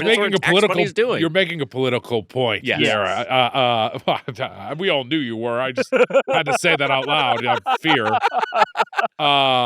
Yeah, horrible. I mean, hey, once again, highlighting how our country is that's what our priorities shit. is. We're fucking spending money on our own military and funding the IDF. It's fucking sick. We just have to get this ballroom done. Yeah. As soon as the ballroom's done, it's Are you talking about the headgun ballroom? Or? Well, yeah, the headgun ballroom is nowhere near completed. Actually, the headgun ballroom is an important priority for security's sake. So, because where are we going to have the headgun ball? Right. Why would you? God damn it! Why would you build a bunker at the place that everybody's going to try and build the bunker off-site? That's a great call. And why would you advertise that there's going to be a fucking bunker there? The bunker is garbage. They're not. It's funny that the bunker is. It is kind of funny the bunker is there. The evac is going to be so fast. Yeah, the bunker is like a big. It's a fake bullseye. I wonder if it's even going to have anything in it because they're not going to be able to put anybody in there. He'll probably bury his relatives under it or something. Damn it! It is that in like White House Down, the bunker would be under the White House, but like for people who right. think the normal. It shouldn't be. It shouldn't be there. I understand in like the sense of like, oh shit, the nukes are flying right now. Get to the fucking bunker. Like I understand that contingency, but yes, as just like a thing of like yeah, we're building the biggest, most glorious bunker ever. Like why are we advertising this? I agree. Because it keeps people from talking about the Epstein files. True. Amelia, that's a great point. Damn, you got it. By the way, yeah, she deserves that. We got the Mandalorian and Grogu meal yesterday, and Wags was very unimpressed with the box and everything it came in. I'm glad they put some effort. This was last week's episode, and also we all hate. We did Grogu. with our Grogu buddy sucks. Joe Wenger. We all hate Grogu. No, this is a Mitch. Mitch is on an island here. It's Grogu. Mitch is the only one who Who dislikes. cares Grogu. about Grogu? I don't like Grogu. Yes. Wow. Oh my God, Heather! You just praised the heavens. I did. I don't like Grogu. You don't think he's cute at all? No, it's not about cute. For me, it's canonical problems. Because if he's 50, if he's 50 years old, this is. I have an issue. I have this. I just said, but he's cute. This issue is. He's 50 years old and he's a baby, and Yoda. So's Nick. Yeah, that's what I was supposed to say. You guys tripping over each other to fucking dunk on me. It just implies like everything it implies about the life cycle of the species is very bizarre, and also doesn't leave the right kind of space for when Yoda could have been a Jedi Master at the height of the Old Republic. Like the math is all fucked up because Baby Yoda is 50. Yes. Like if Baby Yoda was 10. Then I'd be like, okay. Yeah. It's okay. It's all in service of the reveal in the pilot. What I think is a good reveal is that, like, his target is 50 years old. He gets to the 50-year-old target. It's a baby. It's like, oh, it's a Baby Yoda. They have it. But yes, you are correct because the canonical. So good for that one moment. It's a good moment, but canonical implications are there's a domino effect there. Yeah, you could have the same effect if he was 20, right? Yeah. Yeah. Also, we said this yesterday. Does Baby Yoda? Does Grogu wear a diaper? Does Grogu wear a diaper? Or is it nothing under that robe? Does he have gray pubes? That's a great question. Well, I think as a baby he would not have any pubes. Well, yeah. But it's a different species, so I don't know. Do we have any clarity? Yeah, that's a good point. Can we look at Wikipedia on how old Yoda is in Return of the Jedi or Empire Strikes Back? And because also, you might as well Google if Grogu has pubes or not. That'd be helpful too. Maybe we get two laptops over there. I believe this episode airs after the movie has come out, so we'll have this answer. But maybe the film ends with Baby Yoda turning into Din Djarin and being like, train I must. And you're just like, oh, they have no adolescence. Like maybe that's the life cycle they're going to he leaps straight reveal. To it. Yeah, Jesus. It's like he's like a butterfly emerging from chrysalis. He's like, he has a caterpillar and then he has like kind of like a very quick larval stage. Pupal stage. He's about 900 years old in Empire Strikes Back. Okay, so he's 900 years old. So if he's 50 as a baby, but then he's very old at 900 years old. Yeah, but he's 100. So 50 doesn't make, but he's like an old man at 900 years old. So if that's like 90, then middle age is like 500, 400, 500. Yeah, that's fucking weird though. It doesn't make sense timeline-wise. It doesn't quite make sense. Because he's a baby at 50, which means he's a toddler at 100? Yes. Not necessarily, but the aging and also, could be on a different timeline. Why is he also, like he's a baby, why is he jumping around so much? The motherfucker likes to jump. He shouldn't be jumping. Do they mean toddler when they say baby? Because he walks and stuff, Yeah, he might be right? more of a toddler. So maybe he's more of a toddler at 50, and they're just saying baby? The aging might be exponential, too. He's just not verbal. Yeah, it might be exponential. If his aging is exponential, then it's weird and fine. But like, if this is as old as if he's helpless at 50 years old, then he will be. He puts in some work, but I don't know if he's helpless. He can't be. He won't be a 10-year-old at 100. Yeah, right. Yes. Right. So, yeah, I know what you're saying. That she's in the pocket of Big Grogu. She loves Grogu, by the way. Yeah, there was a video of him at the Grove sneezing that was so cute. Who's your top green guy? Is it still Shrek? Shrek. Yeah. Shrek 1, Grogu. Grogu 2? You're so weird to me that this cute Grogu works on you because, like I said, you review human shit. It seems like you don't. How are those exclusive? I know they're not exclusive. I'm just saying it seems like the kind of saccharine, cute shit you wouldn't care about. You wouldn't care about. Grogu works on me. Is I it don't She has know a what it Grogu on her car. Is it Sudeikis that punches it in the face? Yeah. Yeah. Oh, yeah. I wonder if that was his bit, or if it was like scripted as such, because it's such an Yeah. insane. That is an insane choice. Yeah. My wife has not seen any of The Mandalorian. Every time we see the preview for Mandalorian and Grogu, she's like, I have to see that. I love him. I was like, there's a whole show about him. Do you want to see that? No interest at all. There's Just wants to see the movie. There's a really interesting demographic reveal by I think the official Star Wars account this week, which was who watches what each generation watches. And for Gen Z and the boomers, it's Mandalorian Grogu. So earliest part of life, oldest part of life. Mm-hmm. Gen X and millennials watch Andor, like just in terms of like who's literally watching the shows. Yeah. And then Gen Z watches Clone Wars. Yeah. That's a very Nobody fun watched breakdown. Acolyte, is that right? Nobody watches Acolyte, and none of them are watching the sequel trilogy.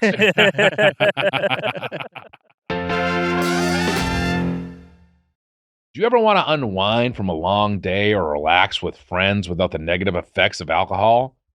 Drink Willie's is exactly what you're looking for. Have fun, unwind, and socialize without any of the regrets with Willie's THC-infused social tonic. That's right. Willie's is a premium THC-infused social tonic crafted by the legendary Willie Nelson.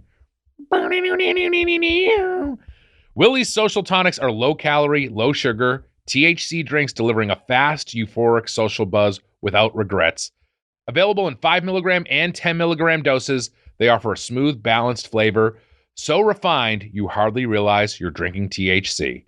Enjoy as a shot, over ice, or in a mocktail. Unlike the risky edibles that got you too high in college, each bottle of Willie's is third-party lab tested for accurate dosage, ensuring a safe, customizable experience. Their unique blend of THC, CBD, and CBG and L-theanine provides calm, clarity, and euphoria and relaxation. That's my favorite one. One shot of Willie's helps you relax, unwind, and de-stress. Perfect for taking the edge off at the end of a long day or socializing with friends. Willie's offers the kind of feeling that makes good company even better. Willie's sold out 3 times in the first 6 months with over 50,000 happy customers, and they just restocked. Emma, get in there. Willie's ships directly to your doorstep in 40-plus states. Order now at drinkwillies.com and use code Doughboys for 20% off your first order, plus free shipping on orders over $95, and enjoy life in the high country, buddy. Peace. Lately, I've been more intentional about what I wear day to day. You may notice. Leaning into pieces that feel easy, comfortable, and still put together. It just makes getting dressed simpler.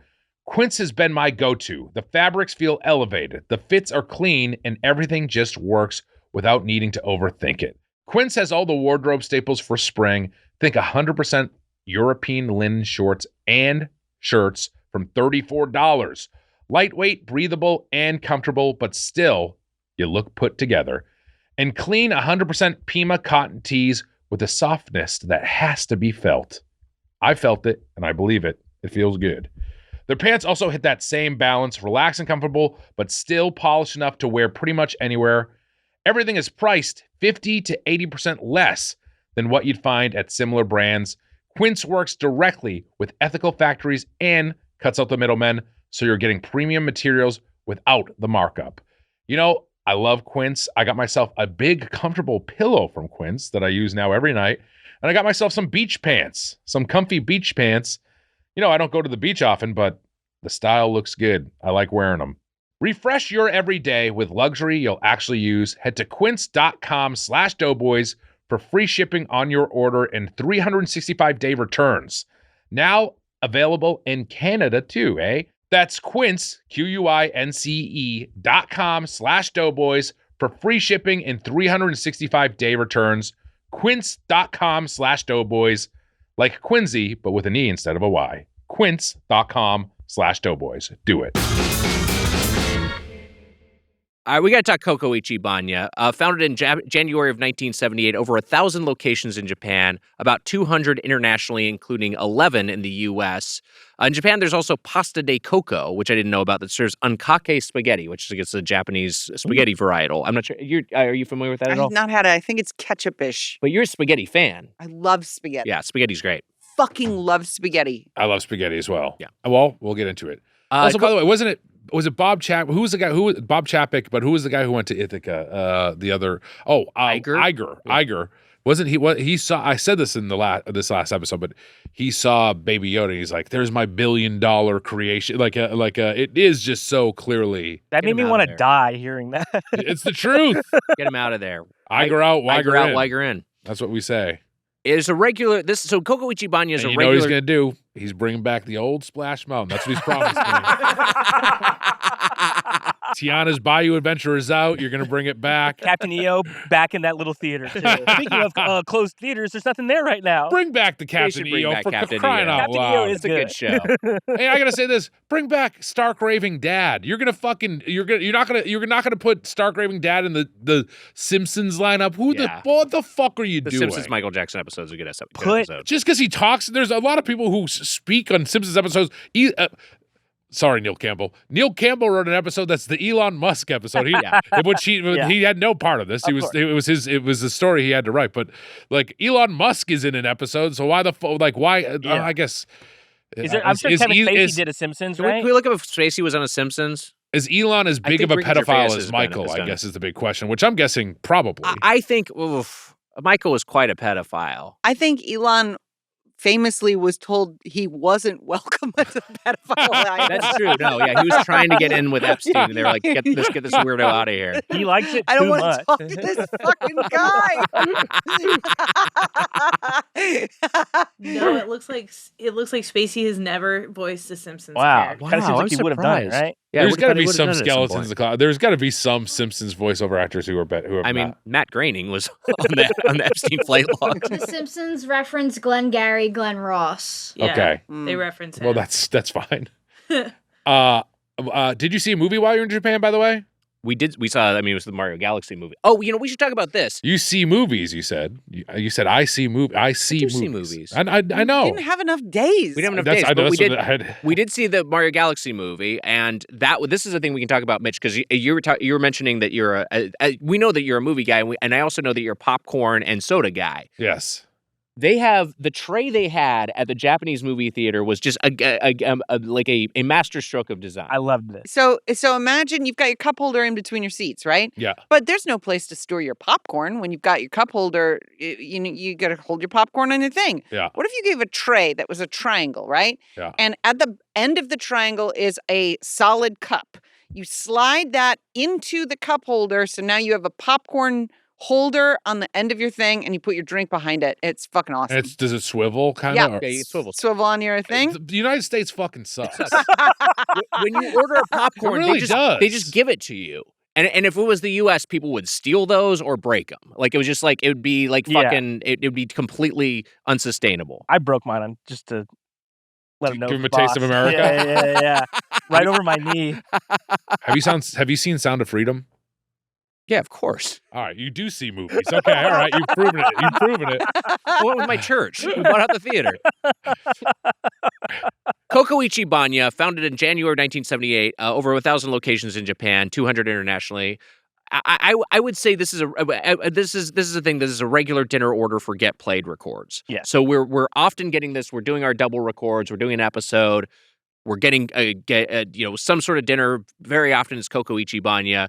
And then we are recording a second episode and being very sleepy, but feeling great. So much so has this become a staple of our Get Played records, and this is all courtesy of Heather, who is a Coco Ichibanya evangelist. That we have a Coco Ichibanya song we sing to the Yoshi's Island map theme, which is Coco Ichibanya, Coco Ichibanya, Coco Ichibanya, Coco Ichibanya. A lot of fun. Oh yeah, I know that song. Yeah, it's a good song. I just got at the end of it. It clicked with me. I learned how to play that on piano and showed my piano teacher, and she was like, "All right." By the way, this is as an adult. You're saying? Yeah. All right, yeah. This was recently. This is last year. Yeah. I just want people to know. I learned it by ear. I thought that was pretty good. We have some thought. The Doughboys crew has some thoughts.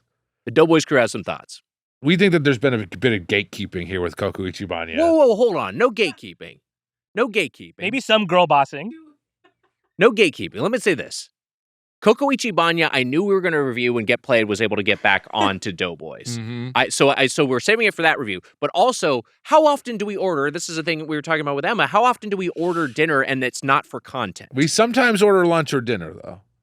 Sometimes, but When's it's the last pretty time rare. I should say we got a meal that gatekeeping from wasn't you, Jersey to be Mike's, clear. Jersey Mike's. Oh yeah, we got Jersey We get Mike's Jersey during Mike's, production so- meeting. You're right. Yeah, once in a while we'll get like Jersey Mike's or but something. most of the time the food is determined by the show. We're Yeah. mad because it's good. We had a good time. You're today. mad? I don't think I ever I- said this. I think Mitch I just didn't looped say us it. in. It's Amelia? another everybody hates Grogu situation. Tell me you like Grogu, and I'll say I'm mad. Fine, I like Grogu. I'm pissed. She hit the table. Fuck, I believed it. Okay, look. This place is great. I just didn't know anything about it. It was just this It's is definitely on the list now. Yes. Or have you been a Japanese curry person in the past? Are you someone who has this? I don't eat it too often, but I loved it. Yeah, I like it quite a bit. I got back into it partly because of we were having Coco Ichibanya, but also partly the game Persona 5. Yes. Which Persona 5 you work at a coffee and curry shop, and I was like, oh fuck, I'm gonna have Japanese curry all the time, and I was doing it, and I was feeling great. Two of the best hot brown things. Two of the best hot brown things, and leads to the third best. Yeah. Hey, if you're lucky, maybe a hot load too. I was gonna say how is your loads are hot? Is anything is that stuff is nice and cool, right? Like when you say hot, is it like, oh? Scalding. Yeah, it seals it shut on exit. My urethra is cauterized. Heather, do you want to? You've done a good job explaining this in the past. Do you mind explaining the roundabout origins of Japanese curry as a dish? I was just gonna ask what the differences are. Yeah. So my understanding, and I'm not Wikipedia and I'm not educated in this, is that curry did not come to Japan via India. It came via Britain. After Britain colonizes and takes over the whole fucking world, they bring curry to Japan. So British curry is bland, right? Like they're not known for having a spicy palate. So they bring curry to Japan, and curry and the Japanese are like, oh, curry is a sweet to mild dish. And so that's why Japanese curry is so specifically different from Indian curry. However, it wasn't really popular until World War II, when it was all the battleships were looking for ways to feed an enormous number of troops with a very specific vitamin that everyone was becoming deficient in on the battleships, and realized that curry would be a very, very easy distribution method and also easy to make in huge batch. So curry becomes popular in World War II, so much so that each battleship has its own specific curry recipe. So you can get like this battleship's curry or that battleship's curry as a menu item. Then it becomes sort of like when you come home from the war, it becomes like the macaroni and cheese. It's like the home cooked it's the standard meal. And that's how we get to today. It's interesting that you That's cool. I guess the one plus side of colonization is that, I was gonna say, is that it led the to some, idea is cool. Whatever the Brits battleships were doing, probably not cool. I guess. but it led to some very distinct foods like Japanese curry or like a banh mi, things that came from cross-cultural pollination. One of the best burritos I've ever had was a chicken tandoori burrito. Yeah, fucking ruled. Right. It was so good. Yeah, so I mean, but it's really interesting to hear that again. You would think India's right there. India's much closer. It would have come from the subcontinent. No, it came in this sort of circuitous way. Yep. I really like Japanese curry. I think it's maybe become my favorite curry varietal. I could be wrong. I mean, Wow. I don't know. I like Thai curry too. I like all curries. What am I doing? I don't need to pick favorites as far as curries go. What about Tim? Tim Curry I love. Steph Curry I love. Yeah. Yeah. They're all great. I like Tim Curry. Yeah. I made it for my dad this weekend. I made Japanese curry for my father this weekend. He was in town, and he ate 2 bowls in dead silence, and then turned to my mom and went, "Can you learn how to make this?"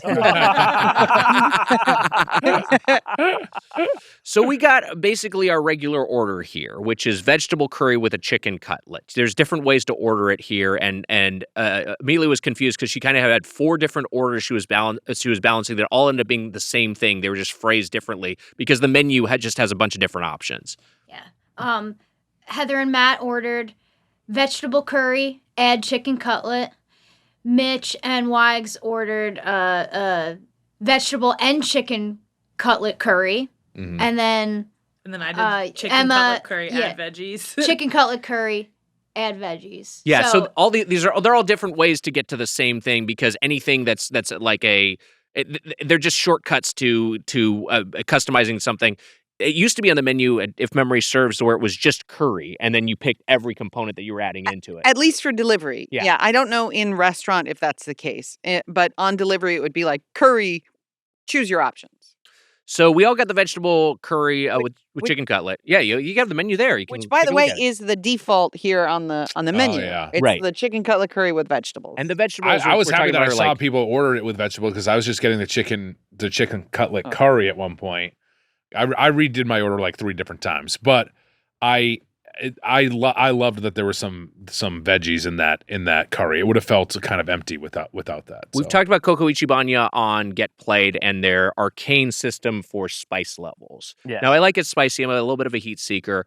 And so their spice levels are mild, regular, and then 1 through 10. And there used to also be a 15 and a 20. It's really confusing. You warned me about. I ordered a 3. Yeah, and I was like, I mean, we have to have the spice off because you think that I can't handle spice. No, I just know that like it will be, as far as an experience for this, an introduction to Coco Ichibanya. I feel like getting the regular is the way to go. I get the number 3, and so does Rochelle Chen, so does Ranch. Yeah, and she also is someone who likes spicy, and it's plenty spicy for us. I've gotten 10 before. In fact, I got 15 when they had 15. Heather got me a sticker that says I survived level 15 at Coco Ichibanya that I have on my notebook. I think they still have 15. It wasn't available for ordering today because I wanted to try a 20. That's the one thing I've never gone Why to. would they make the stickers if you can't get 15 and 20? I don't know. At least maybe not for delivery anymore. Yeah, maybe you have to go in so they can warn you and make you sign something. Sign a waiver, yeah. But I'm ready. I'll try the 20 at some point. So what was the most that was available to us today? 10?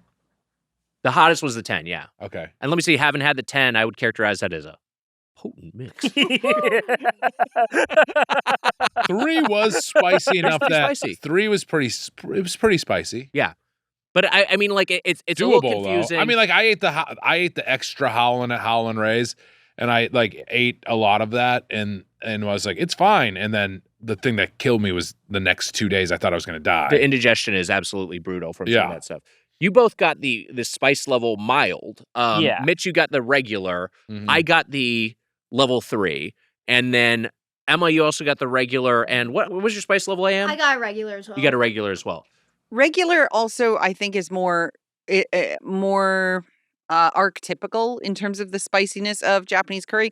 Japanese curry often will have apple in it, like chunks of apple cooked into it. So it is a sweeter dish. But here we gotta have spice on the show. So I'm glad you got some. And sometimes coffee, right? Yeah, I have a recipe for one of the Battleship curries, and it has brewed coffee made like mixed into the curry. It's really interesting. Wow. Yeah. What did you think, Mitch? This is your first experience at this place. I loved it. I'm just gonna be honest. I loved it. I thought it was fantastic. I mean, like we eat a lot of bullshit on this show. We sure do. And we had Burger King, which is back yesterday. BK is back.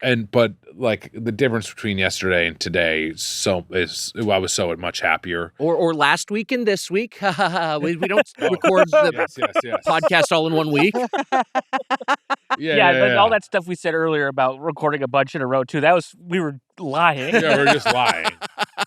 By the way, I did get a number 3, but with a different dish. You got the udon, which I've never had their udon there. I had a little bit of it. It was pretty good. It was pretty damn good, and I love noodles as well, Heather. I was a big fan of the udon noodles, and And I was like, oh, I wonder how this will, like a curry, kind of like a curry soup, which I guess it is. But I'm saying eating the noodles straight from it seemed different. But I loved both Wags.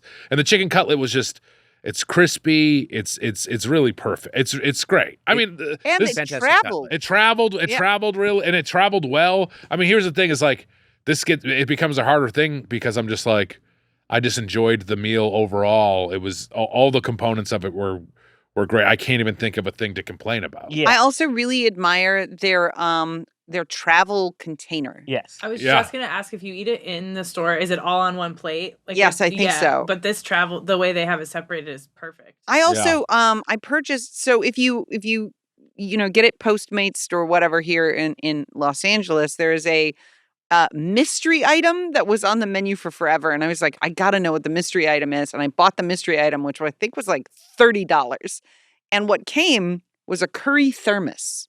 A permanent curry branded Coco Ichibanya thermos, and you open it up on the top, and there is a collapsible spoon built into the lid, like a metal spoon that you flip open like a switchblade, and then a steam valve release, and then you open it and it keeps your curry inside. And I brought curry to work in my Coco Ichibanya curry thermos just yesterday. Wow, it's fucking great experience. How cool is that? Okay, so I have the menu open here, the physical menu, which they sent along with our order.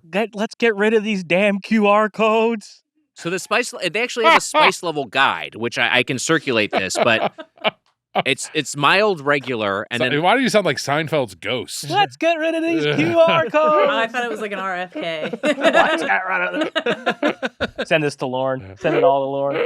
The level 1 is marked as ×1, and then it is like kind of an exponential or logarithmic scale where it goes. I guess it's ×2 for level 2, ×4 for level 3, ×6 for level 4, all the way up to level 10 is ×24 spice. Well, if you read it's 24 times spicier than level 1. If you read the fine print on that too, it says this is also how Grogu ages. And there's a bunch of toppings you can get in here, and there's a bunch of different curry varietals. Like there's a bunch of different ways to order it. But I feel like the chicken cutlet, especially for first experience, is the way to go. I mean, I've gotten the stewed chicken before as well, which I like sometimes. I like just having like a different sort of texture. Mm-hmm. But the chicken cutlet is just so delectable and it travels so effectively. They have a children's menu item that's chicken nuggets with curry dipping sauce, and that seems fucking amazing. That seems great. They also have a bunch of omelets, omoretsu, here, and we thought about getting one, but I was just like, I don't know. I can't imagine eggs traveling well, especially sitting in a little bath. And I got a little nervous too. I had thought about maybe doing the pork cutlet, which they also had, because we had a great pork cutlet when we were in Japan. But I get a little nervous about pork at restaurants sometimes. Yeah, I get it. Yeah. Yep. That was the thing in Japan. I was not worried about getting food poisoning everywhere. Yeah, absolutely not. Yet I still did. Yeah, that is true. Well, we did both get food poisoning from something we ate for content. I was doing great. So in addition to the vegetable and chicken cutlet curry, you also get, which is, like a big thing of brown sauce, and it's easier to eat with a spoon. But there's also you get some rice, of course, and you get I add spinach to my curry. You can make all these customizations as I was mentioning. And then another thing you get is some naan. Mm-hmm. And so I don't know how connected this is to curry. I imagine like again, just feels like it's an Indian dish. So I imagine it also got imported in the same sort of indirect way. But the garlic cheese naan, which we generally get for our Get Played records, we got some of that. And then Mitch, you got some straight up garlic naan, or just plain naan? I just got some garlic, the non-cheese one, which I didn't need to get. Yeah. After I tried the garlic cheese one, I was like, oh, this is delightful. A better version. Yeah. You can dip it. You can have it dry. It's so fun. It's really excellent. great. I fucking love it. I like that you mentioned spoons, because a lot of people think, oh, it's a Japanese dish, I got to get it out with the chopsticks. But no, it's eaten with a spoon, and that means that in Tokyo, the book district is also where all the curry restaurants are, because it's the only meal where you can hold a book in one hand and eat with a spoon in the other. So that's where you get the best curry in Tokyo. I gotta go to this book district. Fucking rules, dude. Yeah. I'm gonna burn it down. I was trying to find porno like Basically the whole time I was in Japan, I was trying to find porno, and then when I come across it, it was like it would either be a place that was so disgusting that I didn't want to be like purchasing anything from there, or it'd be like basically a Borders, a really nice bookstore that had like a porno section. It's just like, well, now I feel self-conscious. This place sells children's books, and I'm gonna just bring some hentai up to the counter. So I never actually did it. They do have porno at 7-Eleven though. Wait, it sells children's books and there's also porno? Yeah, no, it'd be like a regular bookstore that also just has straight up porno. They have a porno section. But this was like the thing we were sort of noticing about like just establishments in general, is that there was not really like a divide for certain things. Like you could go to like any coffee shop and also buy a beer if you wanted to. Alcohol at basically every single restaurant. Yeah, it was pretty crazy. Yeah. That's fun. Yeah, it is cool. Yeah, that is cool. There was also like a thing. It was like one of those things where I was at a convenience store. Konbini is the loan word. And they like I was like, I'll buy a fucking beer. This was like my second day there. And there was a thing that was like for, being of age, which I think is 18, or is it a 21-year-old? Whatever it is, I started to take out my ID, and she's just like, oh, no, points at the screen, and the screen was just like the honor system. And it's that's fine. yeah, I guess I am. I am over 18. You can't use a reverse on that now. Anyways, what was I? I had heard all about him going into the 4-story the 4-story porno store. Yeah, porno store. He was in there for 3 hours. We talked about this on the episode, right? Almost an hour for On each the level, and podcast? you couldn't go to one level. There was one level that you didn't really have to go to. No, I went to every level. Oh, you did go to every. Yeah, so there's basically, this was a place that Heather had told me about. We were walking by it, and like you were curious what was on those floors, but also I did want to go in there. Well, yeah, because there was a sign that said no women allowed. And the moment I see a sign like that, I'm like, oh, that's got to be where the crazy shit is. Like only boys are allowed to see it. Yeah. So I sent in Nick as an astronaut. Yeah, but before you even got the ask out, there was a dust cloud of Nick. Yeah. I asked Matt if he wanted to come with, and he said no.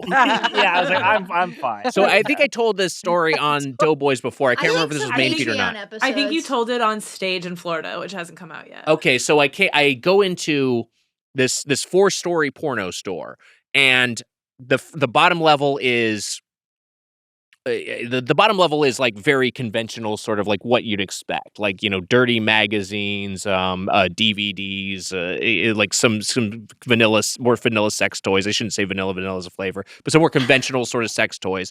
The second floor is more oriented towards couple stuff, so the kind of like fuck swings and like costumes, that sort of stuff. Yeah. The third and fourth floors, classic couple stuff. The third, you know what I mean, like Yin and groove.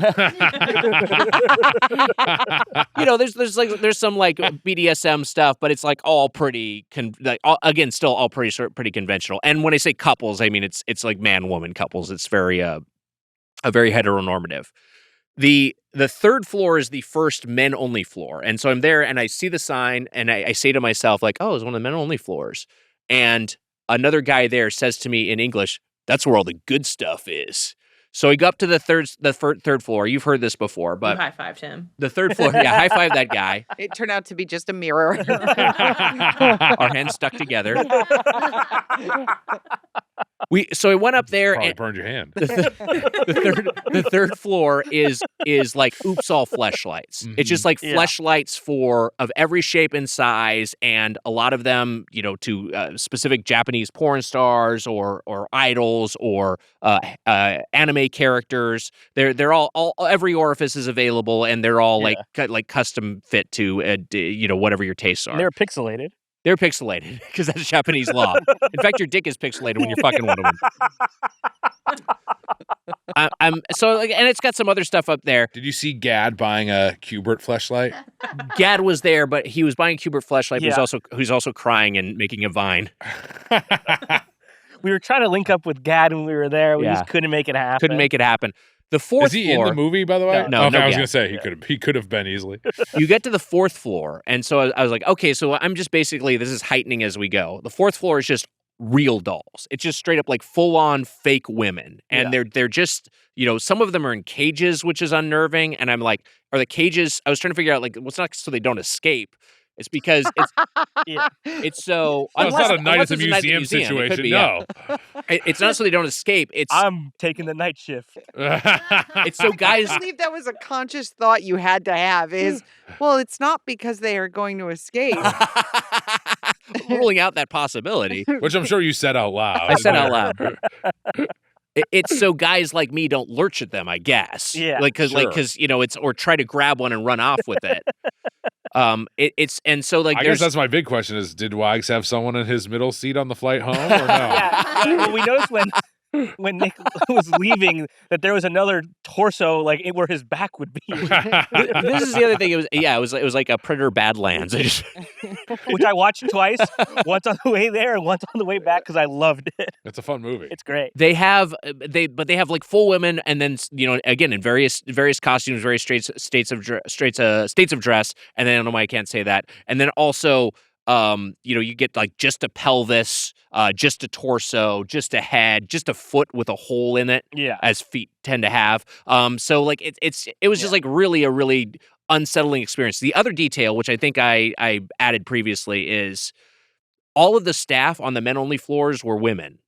Yes, which again was like meant to encourage good behavior and or reassure guys that like it's cool what you're doing. Like ladies are here. You can buy a fucking whole woman and take her But guess home. what? It's not cool what you're doing. It's actually against God, and you should be ashamed. I mean, jack off how you want to jack off, but I just kind of feel like if you're at the point where like I'm buying an $800 woman, a fake woman, and taking it home, I don't know, maybe go to Chili's and hang out at the bar for a little bit. I like the triple dipper. Yeah, I like everyone being nice to you. Like the customs people were like, "Oh, you got a friend for your flight home." Like everyone is just being really sweet to you. Everybody, Nick maybe didn't mention this. Everybody loved Nick everywhere we went. Yeah, he was a star everywhere we went because he took some Japanese within the last year or so, right? Yeah, I speak enough Japanese. I speak like a first grader basically. But so, any level of Japanese comprehension and effort there, especially from a guy who looks like me, they're like over the moon about. So I'm just saying like konbanwa to everybody, good evening, and and just like doing some very basic small talk, and it was enough for people to like just like absolutely love me. This guy was basically Harry Styles walking around over there. They loved it. It was fun. It was great. Yeah, I had a That's great time. cool. I like that. Yeah, maybe I want to try being white. Matt, working out pretty good. I kind of want to give it a go, see what it's like. I might just start saying it now just in case. I like that you liked it because I like that you feel like you maybe want to go back there. I think that's go back. exciting. I absolutely go back. Yeah, it was a great time. I'm really thinking about when I can go back. I would love to go back. It was awesome. And you like again, I credit Disney every. Sea?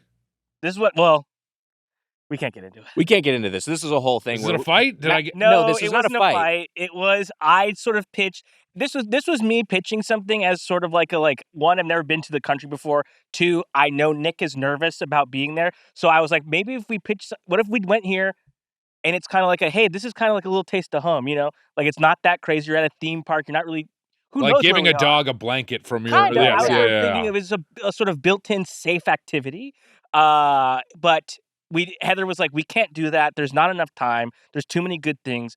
And then by the end of the trip, it was the easiest, best cut we could have made. Yeah, it was clear there was not enough time. Yeah. We either would have had to do a half day and like sort of speed run it, or like we spend a full day there and then we miss out on like a whole neighborhood. If you're there for 10 days or something, is a Disney Sea worth doing, you think? Or a subsequent trip. I will say that so this is the other wild thing. By sheer coincidence, because this trip came together very late, it was part of a media event, part of the press tour for the Mario premiere. My brother, my alpha brother Nate, and his family had a previously planned trip to Japan. That's right. That happened to have one day of overlap with our trip, and so on the final day, I was able to hang out with him and his family. I had a great time and walked around Harajuku, which is one of the shopping districts there. Uncle Nick's going to take us to the 4-story sex shop. I did tell them to go to a maid cafe, which was great. Yeah, the maid cafe. We had a great time at the maid cafe. We didn't talk about that. Yeah. Buying your nephew porn at a foreign porno shop is alpha as hell. Their first porno magazine came from Japan. Here you go. Cool as hell. Let me tell you, I know my older brother. He's not going to need his uncle to buy him porno.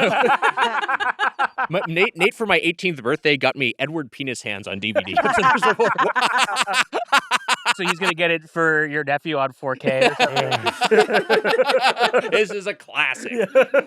When I went to London in third grade, that was the first international trip I ever been on. My godfather's son Neil Kiley wanted, Neil Kiley, who owned the Fat Cat, wanted a copy of Biggins. He would that was like the whole trip, and he was like probably in like middle school or something, but he wanted a copy of Biggins, and he got it at the end of the trip. He got some. I don't know if it was big. It was. I think it was in Married with Children or something. Biggins, and then there was some sort of real version of it, and he got it at the end of the trip. So I think it's a great thing to do when you're in another country is to buy a porno mag. It's buy a good to local porno. Buy a Shop local locally. porno. Support local porno. In Harajuku, we go up and there's a New Zealand couple there, and they like I had talked to them in English for a little bit. They had been to Disney Sea, and they were basically like, it was really disappointing. Wow. And so I'm just like, wow, if we'd spent a day doing that. Yeah. Some people love it, though. I hear people go crazy over it. I think part of it, what it was just like a Disney issue where like their line management, it was really bad. Everything was overcrowded. They spent most of the day like waiting. It was like kind of spring break adjacent. I don't know what it's like there for Japan, but it kind of felt like it was a big tourism time, so it could have been just overcrowded. Yeah, it was the like peak blossom for the sakura trees while we were there. Okay. So everything was crazy. It would look cool as hell, but it was awesome. There were definitely tourists swarming there, especially Westerners. I have one last question. Did you witness a Tokyo drift at all? There was a car on one of the nights when we were leaving Golden Guy. Yes.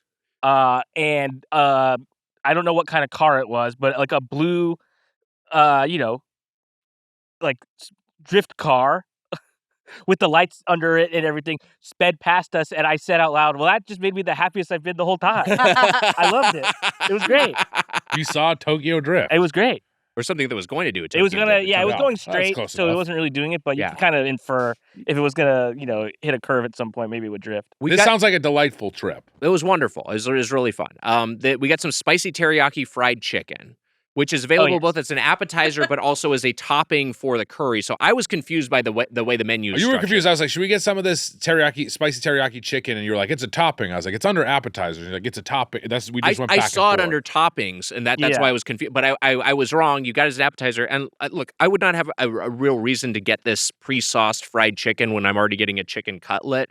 But having it in isolation, I was like, this is a good execution. I thought it was yummy. I thought just the flavor on it was so good. Like you said, like two issues. Travel, one is you're not getting the fried chicken in the restaurant, and then two, sauced fried things, as we know, is tough. But the flavor of that was fantastic. Spicy teriyaki, I'm into that. And then you got some garlic fries, Mitch, which I'd never had. We had some. I thought they were good. Also, again, travel issue, but they were good. Yeah, those things will sog up. Like in the same thing with like the chicken. I like the spicy teriyaki chicken, but not something I would necessarily elect to get because like the cutlet, like you were saying earlier, comes so perfectly and it's crispy every single time. And I thought today's execution generally it's always really, really good. It was really hitting today. It was hitting today. It was great. And as far as starch is concerned, you're going to get rice with it, and then also I'd get the naan over the fucking fries any day. But I'm glad we tried it for the purposes of this podcast. There also was a Thai iced tea you got, Amelia.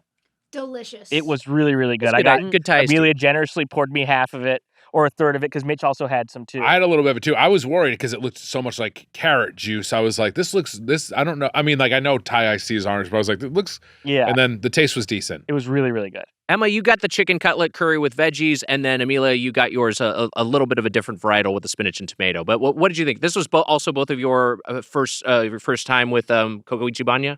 And Japanese curry. Yeah. In general. Oh, wow. Yeah, I've had Indian curries before, and I love them. So I had never heard of Japanese curry, a blind spot, and I love this. This was great. I was very impressed. Yeah. Wow. Absolutely going in my rotation.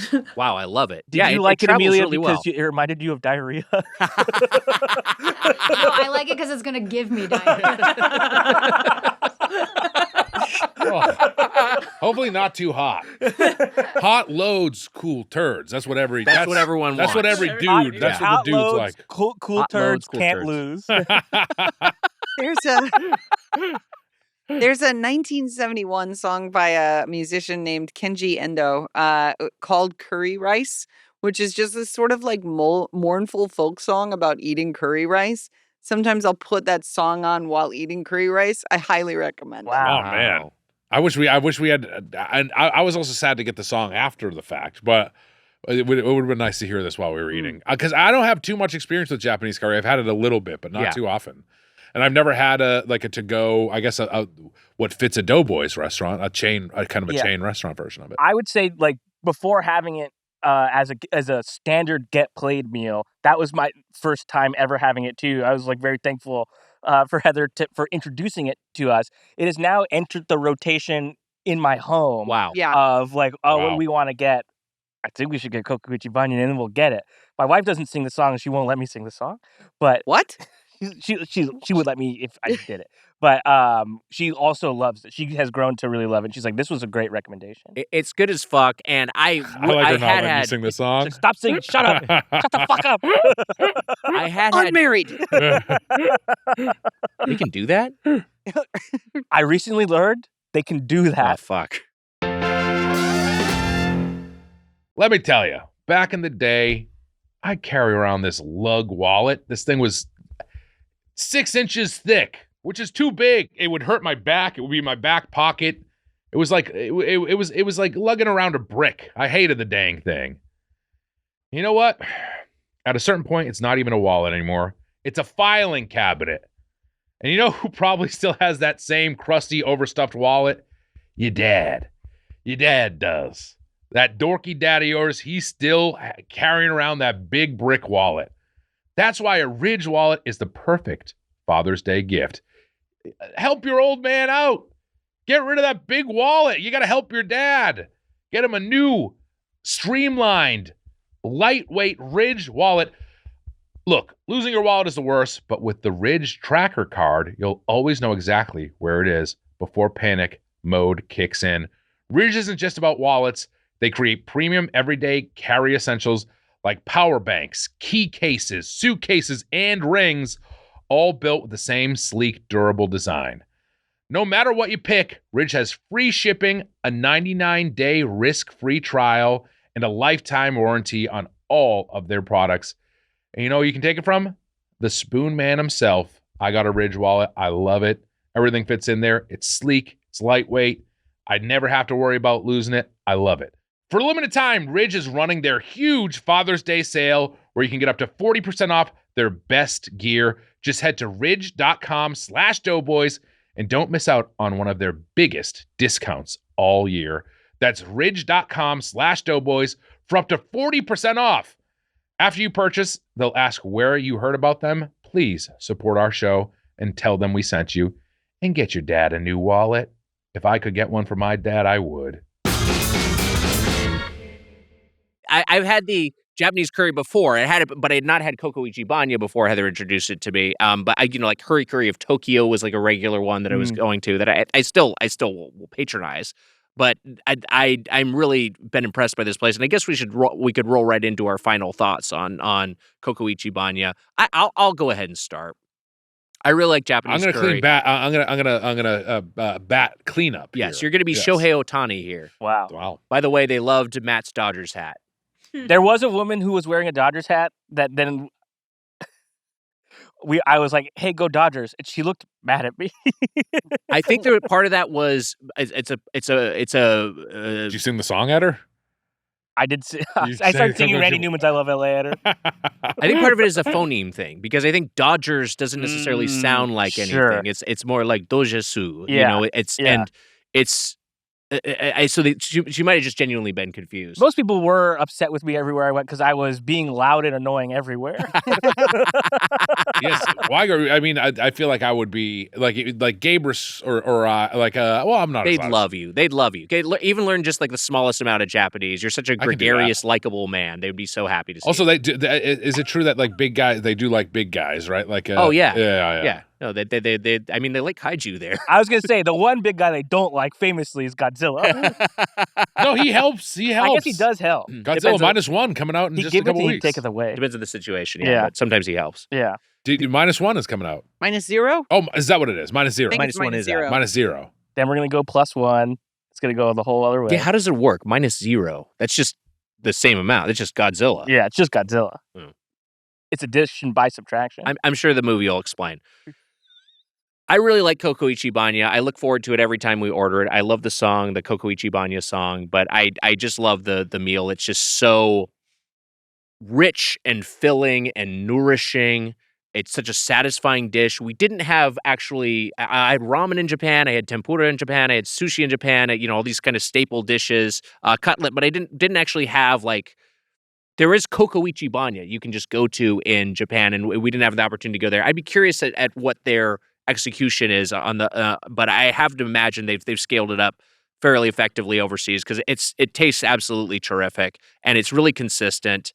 Great crispness and texture on the curry, always cooked well. Or on the cutlet rather, always cooked well. The curry is again rich and delicious. And I just like the amount of customizability. It's enough where you can add what you want, but you can't really ruin your curry. Like it's just if you have vegetable and chicken cutlet curry as a baseline, you're gonna have a great meal. And always happy with a garlic cheese naan, but also just overall happy when I'm eating it. It's fucking great. It's so satisfying. This is an easy 5-forker for me. Wow. Heather Ann Campbell, your thoughts, your fork score. My wife and I also eat Coco Ichibanya at the house all the time. Her go-to order is the cheese curry, which is a very interesting, delicious dish. I love Coco Ichibanya. I looked up just to make sure that I wasn't lying to your listeners about whether or not They wouldn't tell you if you were. I'm sure they would. They'd come on and get played and tell me. But yeah, curry was introduced to Japan in the Meiji era in 1868 to 1912. At the time, the Indian subcontinent was under British colonial rule, and it is most likely that the British introduced the spice mix called curry powder to Japan. The very first known curry rice recipe in Japan was in 1872. Wow. I love this dish. It makes me nostalgic for a childhood I didn't have. Very, very much. It occupies, I said macaroni and cheese earlier, it occupies the same sort of sensory experience for me. It's like a comfort food. But unlike macaroni and cheese, which makes me feel like dog shit after I eat it, this is often I feel buoyant. I sleep better, after I have a curry. I love Coco Ichibanya specifically because it brings a reliable, consistent curry experience to us here in LA. With more than one location. So yeah, 5 forks from me as well. Wow. I think the thing to really focus in on for me is how consistent it is. Because every time we get it, it's no less than as good as we had it today, really. I don't think we've ever ordered it. We were kind of it was kind of off tonight. Right. It's always really, really great. It's become a staple for me. I look forward to when we get it. Look, I love curry. The thing that I'll say about it is that seeing it in Persona 5 or seeing it in an anime or something sort of gave me that oh, I bet you that the way it's animated makes it look like it tastes really, really good. I can't wait to try it. And it tastes as good as it looks to me. And I really, really love it. I always just look forward to eating it. So that's 5 forks for me as well. Wow. All right, Millie, I hope you didn't throw away my stuff that was left over in there, did you? No, I don't. I actually don't. I came in. She didn't. She was gone when we were. Oh, I was cleaning up. gone. Yeah. You love to pour half drunk drinks away. Yeah, you were also acting like you did do it, but we're pretending not to do it. You really were. I forgot where I was. So I was like, wait. All right. We're safe. Thank God. I've never had this place before. And I was very, very impressed by it. Wags, do you know who it was? I said earlier, it sounds like an FDR quote, and I was do you know who said a chicken in every pot and a car in every garage? Do you know who it was? What? I feel like was that Eisenhower? Nope, but trick question. It was Hitler. Look, can't argue with him. It was the most vacuumous president there was. Hoover. Herbert Hoover. The most vacuumous. Herbert Hoover said it, and I think a Coco Ichiban on every corner would be in a bullet train on every street. Wags, I think that would be. Wow. I mean, maybe that's a little too much. That might be excessive. All right, fine. Yeah, but you had me at bullet, by the way. We got those. We got plenty of those. America perks up. I loved this. We rank it on how good it does, and this would be a perfect score for me. Wags' gatekeeping is going to make me take away a half fork. Wow. I'm fucking with you. 5 forks. Wow, 5 forks. Welcome to the Platinum Yay. Plate Club, Yay. Coco Ichibanya. Wow. I hope any of our listeners who have not experienced this, who have a Coco Ichibanya nearby, a lot of locations are in California. He's telling you listeners, check where you are. Close to when he told us the rest of the Doughboys. I'm very excited to try it again. It's delightful. Coco Ichibanya. Coco Ichibanya. Coco Ichibanya. Coco Ichibanya. Yeah. All right, that's Yoshi's. I got it wrong. Did you guys play Resident Evil 9, by the way? I fucking loved it, dude. It's cool. It's really, really I love good. it. Yeah. I feel like those. Speaking of Japan, like those are like with the Resident Evil series. I know that they're like it's like a very like Japan's idea of like America, but I'm like Yes. it still has like it feels like a strong Japanese game. Like I love the vibes that game gives me. It's still like it's just interesting. And does that make sense to you? Oh, no, I mean, like, I love a foreign perspective on America. Yes. I love like a British director making an American film and just sort of like, oh, this is what you think of us, and it's always like a little bit insulting, but in a And also deserved kind way. of spot on in some ways. Yeah. Exactly. But like Kojima, who we absolutely adore over on Get Played, and we're very fortunate enough to meet and tour Kojima Productions while we were there. Hideo Kojima does a lot of stuff that's about America, and he's obviously a Japanese creator. But like we see his perspective when he's a character like in Metal Gear Revengeance, who is who's Senator Armstrong, who's just a senator who loads himself up with like fucking the equivalent of steroids and just like punches things. He's who Trump thinks he is. He says, "Make America great again" in the game before Trump. It's so great. It's unbelievable. Yeah. Grand Theft Auto is a foreign perspective on America Yeah, too. you're right. Oh yeah. I loved RE9. I love Resident Evil is now the most, I think to me, outside of like Nintendo mainline games, Resident Evil 9 is like the most important video game series. Resident Evil is the most important video game series. I just played through 2 remake and 3 remake, and I love 4. And 9 was my like I'm now going through 7 and then 8 because I just am now obsessed with these things. You finished 9? I finished 9, yeah. There's a great moment that I was like, there's a moment in the game that's so gloriously stupid where Leon acquires a vehicle and does insane things with it, and I was just like, I can't believe this is happening. I love this. That's all. That whole section there is very rocks. It's so fun. It's very close to an open world Resident Evil game, which I don't even really want, but it was fun to play a little bit. Yeah, I'm exhausted by the open world formula. Make a game. That game is like 15 or 20 hours to beat. Oh my god, I love that. Give me all that you got. Yeah, I still haven't played Pragmata, but Pragmata is apparently like a similar length campaign. It's like that's fucking great. I got a life to live. I got things to do. Yeah. Yeah, I wonder if part of the reason Resident Evil, because obviously got the Zach Krager movie coming out as well. Resident Evil is more relevant than ever, is because here in America we're dealing with President Evil. We'll be right back. Just talking about President Trump, I was saying that's kind of the. Don't talk to me. Okay, we're back. Emma and Amelia. Would you go 5 forks as well? No pressure, but like, what would be your first Can order? I do that? Can I just say don't talk to me? Does that work? We found out. No, you can't do that.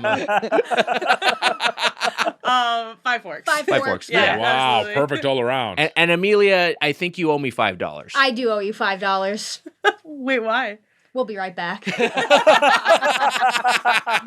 the fuck happened? We had a bet as to whether you'd like the Coco Ichibanya song. I was like, Mitch is gonna like it because he likes Yoshi's Island, and Amelia was like, he's gonna get mad, and I was right. I'm gonna get mad.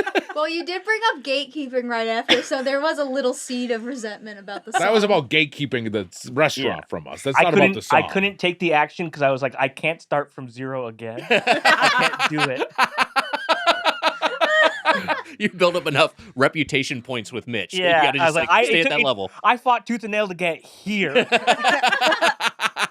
Mitch, you like Nintendo games. Have you played Pokopia? No. Pokopia is in my top 25 games of all time. Oh my god. I highly recommend it. I gotta. All right. I'm gonna buy it. It's on Switch. Switch 2. Switch 2, yeah. Okay. The only thing I'll say is, knowing your completionist tendencies, I kind of worry what Pokopia might do to you. Okay, sure. But you can roll credits. I think you can scale your completion of Pokopia. Yeah, but I know Mitch, he's 100% guy. And so that's I've leaned off some of that Yeah. recently because it does kill me. I fear you could lapse into that, like those old habits could be revived with this game. But again, yeah, I do think it's you'd love it. I'm looking it up now. I like the looks of it. It's fantastic. Great aesthetic, great story, great game. Amelia, you can keep the $5. It's fine. No, I made a promise. I'll take it. Yeah, give it to Emma. Actually, All right. We'll buy half a coffee and share. This also looks like it might be up Emma's alley. I Emma. was just literally going to look this up. Is it only on Switch 2, It's though? on Switch 2 only, yeah. Okay, maybe I'll need to get a Switch 2 at some point. as a Stardew Valley / Animal Crossing enthusiast, yeah, I think absolutely. I was playing Mario Wonder this weekend, and I was thinking about your 100% completionist because I was like tempted to go back when I didn't like perfectly get every level. I always and 100% do it, and I was like, this. If I actually was trying to do this, I would maybe drive myself insane. That's it's funny you say that because in Wonder, the last level that's like the marathon level. I was like doing that for I spent like 2 days on it, and I was like, I'm not gonna do this. I don't need to do this. And now I kind of there's an itching me to still do it. This looks so cute. But at a certain point, because this is a thing that Nintendo has latched onto with the Mario franchise, is that like the final challenge level will be this extremely long gauntlet, this prolonged sort of thing with no checkpoints that you have to make through in one go. And you did it in Odyssey, correct? You finished the Odyssey one? I've done almost all of them. I did Odyssey. I I need to play the Galaxy games. Those are the 2 Mario games I've never played. Oh man, you'd love Galaxy. And I heard that the ending is tough, but I did it in 3D World. There's like a final challenge. Yeah, my favorite. And it's pretty tough. The Odyssey one is hard. But you can do them. It's just a matter of how much of my life do I want to invest in this singular task? Which I think for Odyssey, it was 3 days or 4 days straight of trying to do it, which is annoying. That was like me trying to beat Ishin Sword Saint in Sekiro. It took me multiple days, and then I finally did it. The hard ones, I don't even think I'll ever, I just don't think I'll ever do them now. Sekiro and All-Timer, great game. And Baldur's Gate, I don't think I'll ever do Baldur's Gate. I don't know if... Baldur's Gate is horny, though. Well, I like that. Yeah. All right, you know what? This is actually... Fuck a bear, can't you? Yeah, see, we've heard everything that he's fucked in the game. You can do that. You can kind of fuck a lot of things in that game. You can fuck a lot of things. You can't do it. All right, we got to do our segment. It's the return of Frank Check. Hit it, Emma. Oh. Frank Check with Mitchell and Weiger. Frank Check with Mitchell and Weiger. Don't know what Frankfurters to expect. All you need to know is that the name of the segment's Frank Check. Another Matt, too. Another Matt. I was watching Heather experience that because I listen to the show. Yeah. I listen to the show every week. And I don't think Heather's ever heard a podcast. No, but They're watching too slow. watching Heather just sort of take that in stride was very funny to me. She has to spend entirely too much time with me. You should have made a $5 bet on whether she would like that song. I mean, I would have taken no. I don't know. Heather can like anything except Coco Ichibanya. So this is like we got Doughboys, we got Get Played. Why don't we just loop in Blank Check without permission? This is Frank Check, Get Franked edition. Mitch, Heather, and Matt are given a frame from a video game involving a food item and must guess which game it's from. Wow. 1 point is awarded if you get the franchise correct. 2 points are awarded if you get the exact game correct. We know how that works. Okay. All right, here we go. Let's get to the first. How one. are we? Do we ring in? Do we just say our names? I think buzz in with your name. These are compiled by Amelia. Okay. All right, here comes. Heather. Mitch. Oh, shit. I heard Heather. Yoshi's Story. Yep. This is Yoshi's Story, yes. The song. The Coco Ichibanya. Wow. Is this specifically Yoshi's Story? Or is Not it Yoshi's not Island? Yoshi's Island? I think it's Yoshi's Story. Oh, I deleted the names from the title so that they couldn't see them on screen. I have them here. Oh, it's right there. You had it right behind you. Because it looks like Super Nintendo graphics, but it might very well be the Yoshi's Story. I was going to say Yoshi's Story, too. She has Yoshi's Story written down. Wow. Oh, then it's Yoshi's Story. Then you get 2 points. All right. Wow. Wow, Heather. All right, Heather has 2. All right, here comes the All next right, one. let's see the next one. Mitch. I heard Mitch. GTA. Grand Theft Auto is the franchise. And so you get 1 I mean, point I for guess that. I'm going to say GTA 5. Mitch, you are correct. You'll get 2 points for that one. That's a 2-pointer for the Spoon Man. Nice. All right, next up. Is that in and out? Matt. Oh, I heard shit. Matt. That's Donkey Kong Country. Yeah, this one's pretty obvious because I think Donkey Kong is maybe in it. Yeah. But Which Donkey Kong game? Yeah, it could You also be need any of them. you also need a jeweler's loop to just see this one. Yeah. yeah, we got some of these are like the Super Nintendo like emulator There we go. resolution. They really got Oh, there he is. It's yeah, him it and says Diddy. Kong's Banana Horde. There's Donkey Kong and Diddy Kong standing next to it. Yeah. Look, I never played this game, so it was hard for me. You had to have known that was Donkey Kong, though. Was that? Can we go back to the last one? Was it an in and out? It was like an in and Up and out. Atom. Yeah, Up and Atom. Okay, yeah, an in and out. Which I guess is like a stand-in. Simpsons reference. Oh, right. Radioactive Man. Yeah. Oh, yeah, And then- maybe, yeah. Oh, it's Rusty Browns. I thought that said Pussy Browns underneath. Jesus. Doesn't Pussy it Browns kind is of- I mean, Pussy Browns is like the kind of joke that they'd make on Grand Theft Auto, but they Yeah, punch that's it down true. to Rusty Browns. I mean, with the way that the world has changed since 5 came out, I expect 6 to just be like, it's fucking sucks dick shack. So the other night I was on Grubhub and I was ordering food and I saw something that I was like, we live in Grand Theft Auto now because one of the burger options, and I took a screenshot of it, is called Smash My Meat. Yes, I've seen this it comes up on like DoorDash and shit. What too. are we doing? we already Yeah, I Like agree Smash with My you. What are Meat we Burgers doing? or something. Yeah. we already have Egg Slut. There's another one out there now too that's like a horny name. What the fuck's it called? Oh, Jack Me Off Burrito Shack? Jack Me Up Burrito Oh, Shack. chicken Off my cum. throat. Chicken cum. Chicken cum. There's one that's like fuck me chicken or something. Oh, yeah. Yeah. That one's real. Fuck me chicken. It's It's something you- like that. Something like There's that. also a You place open called the Fuck Your door- Diet that's like a restaurant. Wait, what is It's it? called like Fuck Your Diet. I don't know if it's here that's like Oh, F your diet or yeah, something? like that. No, this is one I'm thinking of. There's one that's kind of like BDSM coded, but it's like actually good, and so you're just like, oh fuck, I guess I gotta go to this Yeah. place. You know? You open the door with the Ride the D bullshit, and now here we are. Ride the D is about public transit, All Mitch, right. which you were an advocate for. You said a bullet train on every street. That's true. To me, that seems excessive, but Flip-flopping. you're I'm the I'm governor. a flip flopper. All right, we had Donkey Is Kong that a Country, which was the next specific? Is one. that a specific? That has to be based on like a specific In and Out. I feel like, but whatever. We'll I Well, assume with it's the the Hollywood Vine- one. It's got to be 'cause the Hollywood like, you can see Boulevard the one. Yeah, we get the sign Walk of behind Fame it. in front of it. Yeah, Yeah. that's my guess.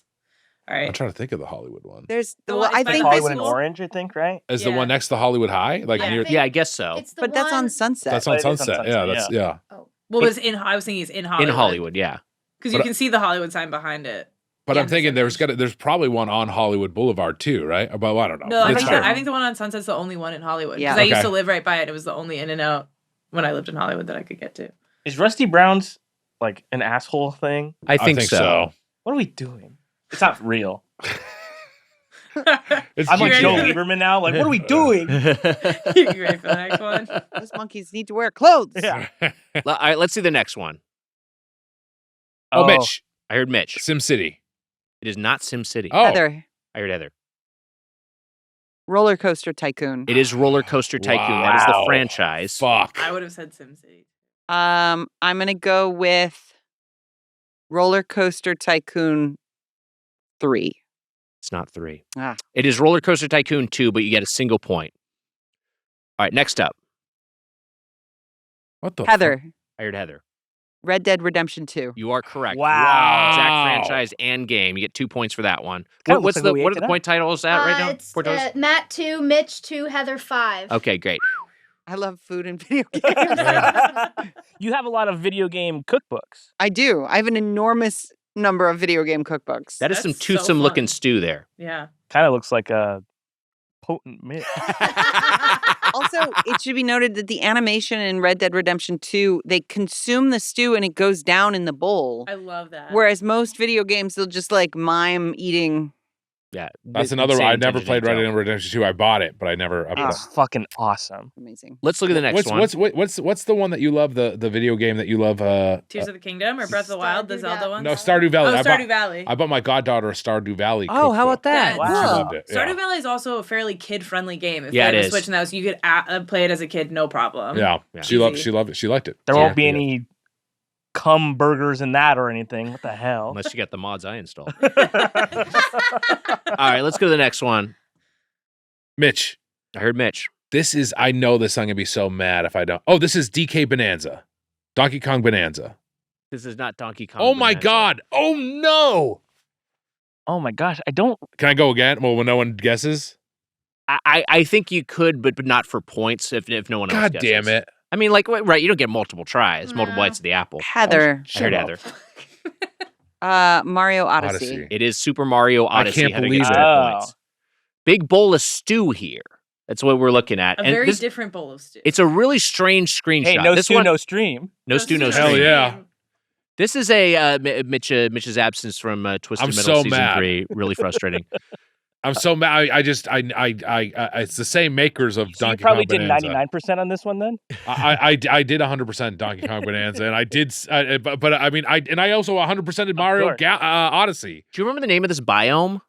No, it was like the food, whatever the stupid food world was. This is Amelia. This is suitably challenging because looking at this screenshot, it does not necessarily tell you what the game is unless you. Amelia, will you zoom in? Or Emma, will you zoom in? Can we big in this a little bit? Is that Mario back there? Oh no, it's some of the food he talks to. No, it is Mario. Yeah, Mario is back there, but he's wearing a parka. Yeah, so we didn't necessarily recognize I it. can't believe that I fucked this up. I'm so mad at myself. Pretty good. Did you find the food area in Bonanza to be absolutely disgusting for some reason? I'm still chasing from the Super Nintendo Mickey Mouse game when you were jumping on Jello. I thought that was really cool. Castle of Illusion? I believe so. Yes, and I was slightly disappointed by the Donkey Kong food It world. looked nasty to me. And also, it's like ground, but it's food. There is some weird shit going on there. That whole game was Unga Pachka. It was overstuffed. Yeah. Let's look at the next one. Heather. Final Fantasy 15. I knew you'd get this one. Holy this is Final shit. Fantasy 15. That is correct. That's good. Heather's running away with it. What's the point total? 9. 2 points for that one. 229. The food, so it should be known that Final Fantasy 15 had a notoriously long development cycle, and many of the parts of the game had to be scrapped. It's clear to me from the food in Final Fantasy 15 that somebody at the beginning of the cycle was told, your job is to make the food. And then they didn't talk to that guy for 10 years. Because the food in this game looks photorealistic. It is insanely detailed. I have the cookbook for it. Every dish you're like, that looks like a real meal. And I think it's a PS4 game. Mm-hmm. So you'll like zoom back out and like the graphics have, they've aged a little bit. But the food looks better than any food in any game. Yeah, it looks fucking awesome. Is this like a photograph of a dish? Yeah, that's what I was gonna say. Is this fully modeled and lit, or is Fully this like modeled and lit. Wow, so it's not like Dragon's Dogma 2 where they had to use actual photographs. No, of no, food. no. I mean, That's like amazing. that comes into frame and it's a game asset. Yeah, It's nuts. yeah, it's incredibly detailed. All right, 2 more. See the next one. There's a big tell here. Can we embiggen this one a little bit? Heather. I hear Heather. Oh. This is Skyrim. This is Skyrim. Heather gets 2 points again. We're getting our asses 11 kicked. points Yeah. for Heather. 11 points for Heather. This is a massacre. But if you showed me the heroes of most of these games, other than Final Fantasy 15, I could not identify them. Like, I don't know the name of the guy from Red Dead Redemption 2, Yeah. but I can Arthur see Morgan. the food, and Yeah. I'm like, oh, that's the food from that game. Yeah. You know Mario's name. Who's that? All right, one more. Let's clean this Need a up. safe face. Mitch. I heard Mitch. I just got scared and I said Mitch. Can we embiggen this one as well? I do know the answer to this. I'm gonna go the Breath of the Wild. No, it's not. It's not it. It's not Breath of the Matt. Wild. No. Take it away, Matt buzzed in. This is for our audio listeners. This is a zoomed in. This is a UI element. It We're does. seeing. The sausage looks like a hog. It says by the dried way. pork sausage. There is a hog-like sausage that is peeking out of the box, And the UI glowing. box, and then it says some tell details about like it's Infused with copious amounts of garlic and cooked in mulled wine. nice bit of flavor text. You should. What is it, Matt? You can beat me with this. You should beat me. It's Baldur's Gate 3. Matt, you are correct, and you would have got a bonus point if you'd said that Baldur's Gate is incorrectly spelled with an E. I wouldn't have known that. Yeah, you wouldn't have known How that. could I Why, not how looking- could you have known that? Because who would spell Baldur's Gate with an E except for I Amelia? didn't realize. Yeah, no, well, now you know. Lesson learned. So you can He's eat in pissed at Baldur's you. Gate? Yeah, there's eating in Baldur's Gate, Yeah. but it's like it's abstracted in the sense of camp supplies. So like you get it so you can have some. I mean, you can get drunk in the game, but it's like when you camp, you need to have enough supplies, which can come in the form of food and other consumables, Does it like replenish your health? and that or replenishes whatever? your health and This mana. This is intentionally horny here. Yeah, the whole game's fucking horny. Yeah. Okay. You're just sucking and fucking. You see titties and dicks and like the character creator. Oh, Yeah. okay. Because that is Them that. things are swanging. You can fuck a squid. You can fuck the devil.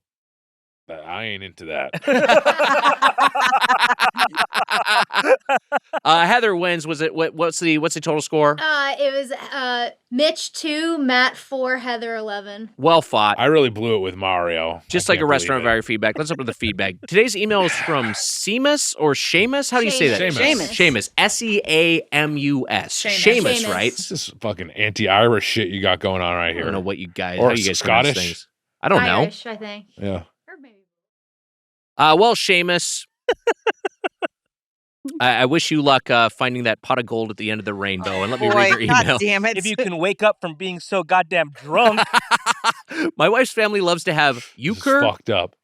Euchre, E-U-C-H-R-E. I don't know what that I is. think that's euchre. Euchre. Do you know what that is? Is it some sort of card game?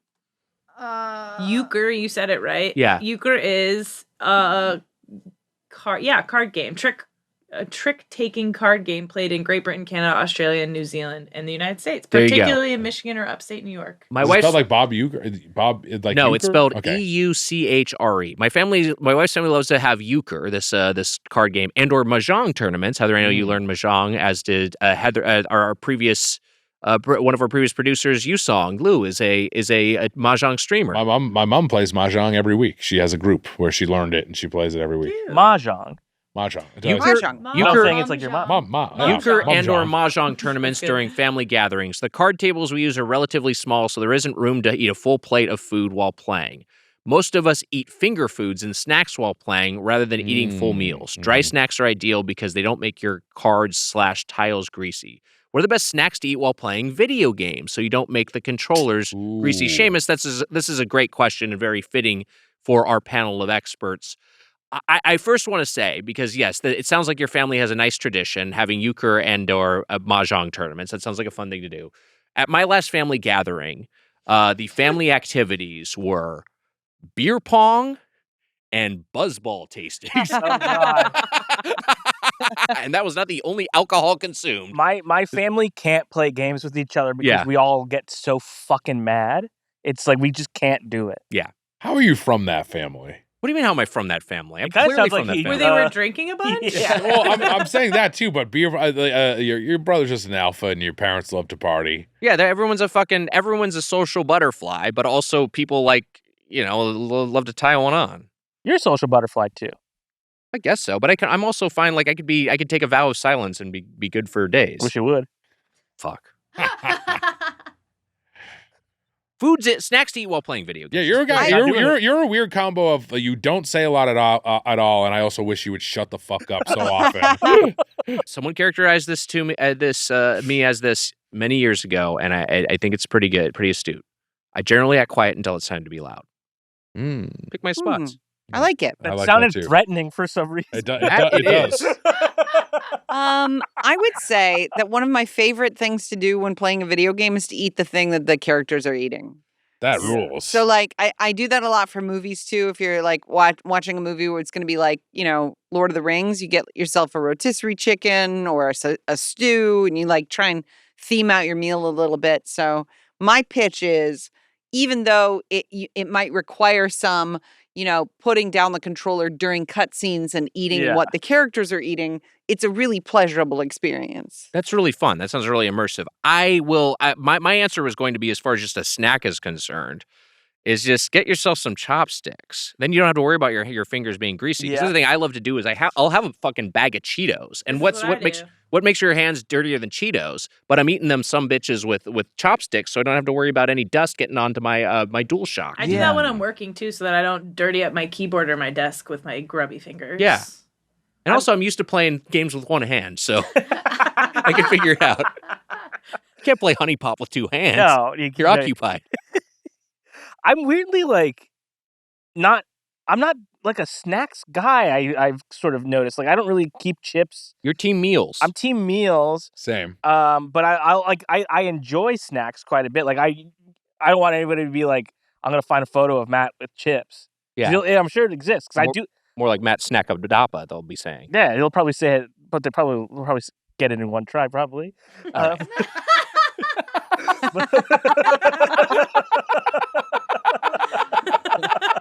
Somebody who says things wrong all the time, myself. But I love chips. I love stuff like that. I love popcorn, but I've never I would almost go for a bag of like pre-popped popcorn versus popping my own for some reason. Even though I do like the hot popcorn, but that's like my movie theater like treat. But if I'm getting like a just a store-bagged popcorn, I'm pretty happy with that. I've been really into cherries right now. I've been snacking on cherries while I've been playing some games. It gets a little dicey. Yeah. Because I'll toss a couple in, but I'll just kind of like work the pits out of my own, and I have a little cup, and I have my little spit cup for the pits. You'll do more than one at once. I'll pop 2 or 3. Wow. Wow. I can It's a only ever dangerous do one game. at a time. Otherwise, I get confused. Yeah, me too. I like to live dangerously. I'm pretty, I don't know, I'm a crazy guy. I like that. I like that. I like that you live dangerously. I do as well. Yeah. And I'm also, laying down too, by the way, while I'm doing this. Wow. Okay. You have a death wish. I don't think you could. And screen grabs don't count, but I don't think you can find a picture of me with a bag of chips. And screen grabs don't count. Of Doughboys. I don't think you can find a picture. Screen grabs don't count. So you need to have like a genuine photo of you. Genuine with a bag photo. of Yeah, you Like need a to find PI genuine- photo from behind a bush. Amelia's gonna go into her photo album. You think right you can now. find a picture of me? I mean, with if anyone has one, I bet it's 100%. Amelia. No, I don't think you can. But you don't want not a still from a video because that's not too a easy. still from a video, Amelia. Look, I think it's this sort of thing of like, like Heather. I'll eat a slice of pizza and then also game, but your hands are going to be greasy or whatever. But all the snacks that don't get your finger, like bugles. I guess you could have bugles, but that's not that. Well, those are fun. going to be hard to play the game with because they're going to be all You're gonna be on your fingers. That's a good point. Too fun. For me, I would say Mambas is like a that's sure. good. so something that you can put in your mouth and then you're chewing on it for a while. You know what I mean? Like a Mamba or a Or Starburst like a hard or candy something. or something that you suck Yeah. on for a few minutes. Yeah, that's good. Yeah, I say like a I You don't know, pull Mambas out of Skittles your or pocket. Starburst, something like that. Yeah. Something along those lines. Blur those Matt out. just You pulled can't them get sponsored. those both out of his hoodie pocket. Something like that. But yeah, something that you can chew on for quite a bit. Yeah. You know what I mean? Before going back to the next one. I was just thinking, I don't do this, but I think this could work. Heather talking about the soup thermos earlier. I feel like you had some sippable thermos soup, or just like a little like slurpable bowl of like some sort of soup that you don't need that's a fun. spoon with. That's fun. The more I think about it, I do think that like broth is maybe one of my favorite foods. Broth's pretty good. And like I do think like a thermos of like foie gras, broth would be heavenly to me. I would I would love that. Yeah. Do you I don't like sipping soup out of a cup though. I a soup in a thermos and then I'll put it in a bowl or something I feel fine with. But actually if you get the spoon, that makes all the difference in the world. Yeah. But like sipping it like a drink makes it for me feel like I'm having a hot drink. Oh man, I kind of like it. First off, I like a hot drink, but then also I'm just like thinking of miso soup. I'm just like, I love slurping that. Yeah, so much. the miso soup we had at the hotel Oh, was like the best. I wanted to fill my hydro flask with it and take it out with me for the day. I would have loved it. But you didn't have permission to do that. No, there was no sign indicating that was allowed or not. Yes. Also, 2 oranges. Come on. Oh, That's not fun. sounds like 2 terms in the White House. We'll be right back. Don't talk to me. I always have a trim a slip. What did he say? I like stumbled over my thing, and then he was going to call me out, and then he stumbled Over the call. over the call out. Oh boy, we're doing great. If you have a question or comment, oh my God, sorry, Jemmy. I was resting my arm on her thinking she was a pillow. Honestly, a great hack for dirty fingers while playing video games. Sit next to a dog, got dirty fingers, just go like this. Jemmy cleans them right off, go right back to playing. Uh-oh, I don't just have peanut butter on my fingers. Oh God. I'm playing Honey Pop. If you have a question or comment Hey, about the world of chain Does He wrestling, wants not a let him watch Jimmy. Blowjob from a dog, and it's on Yeah, tape. not licking. The dog's gonna suck him off.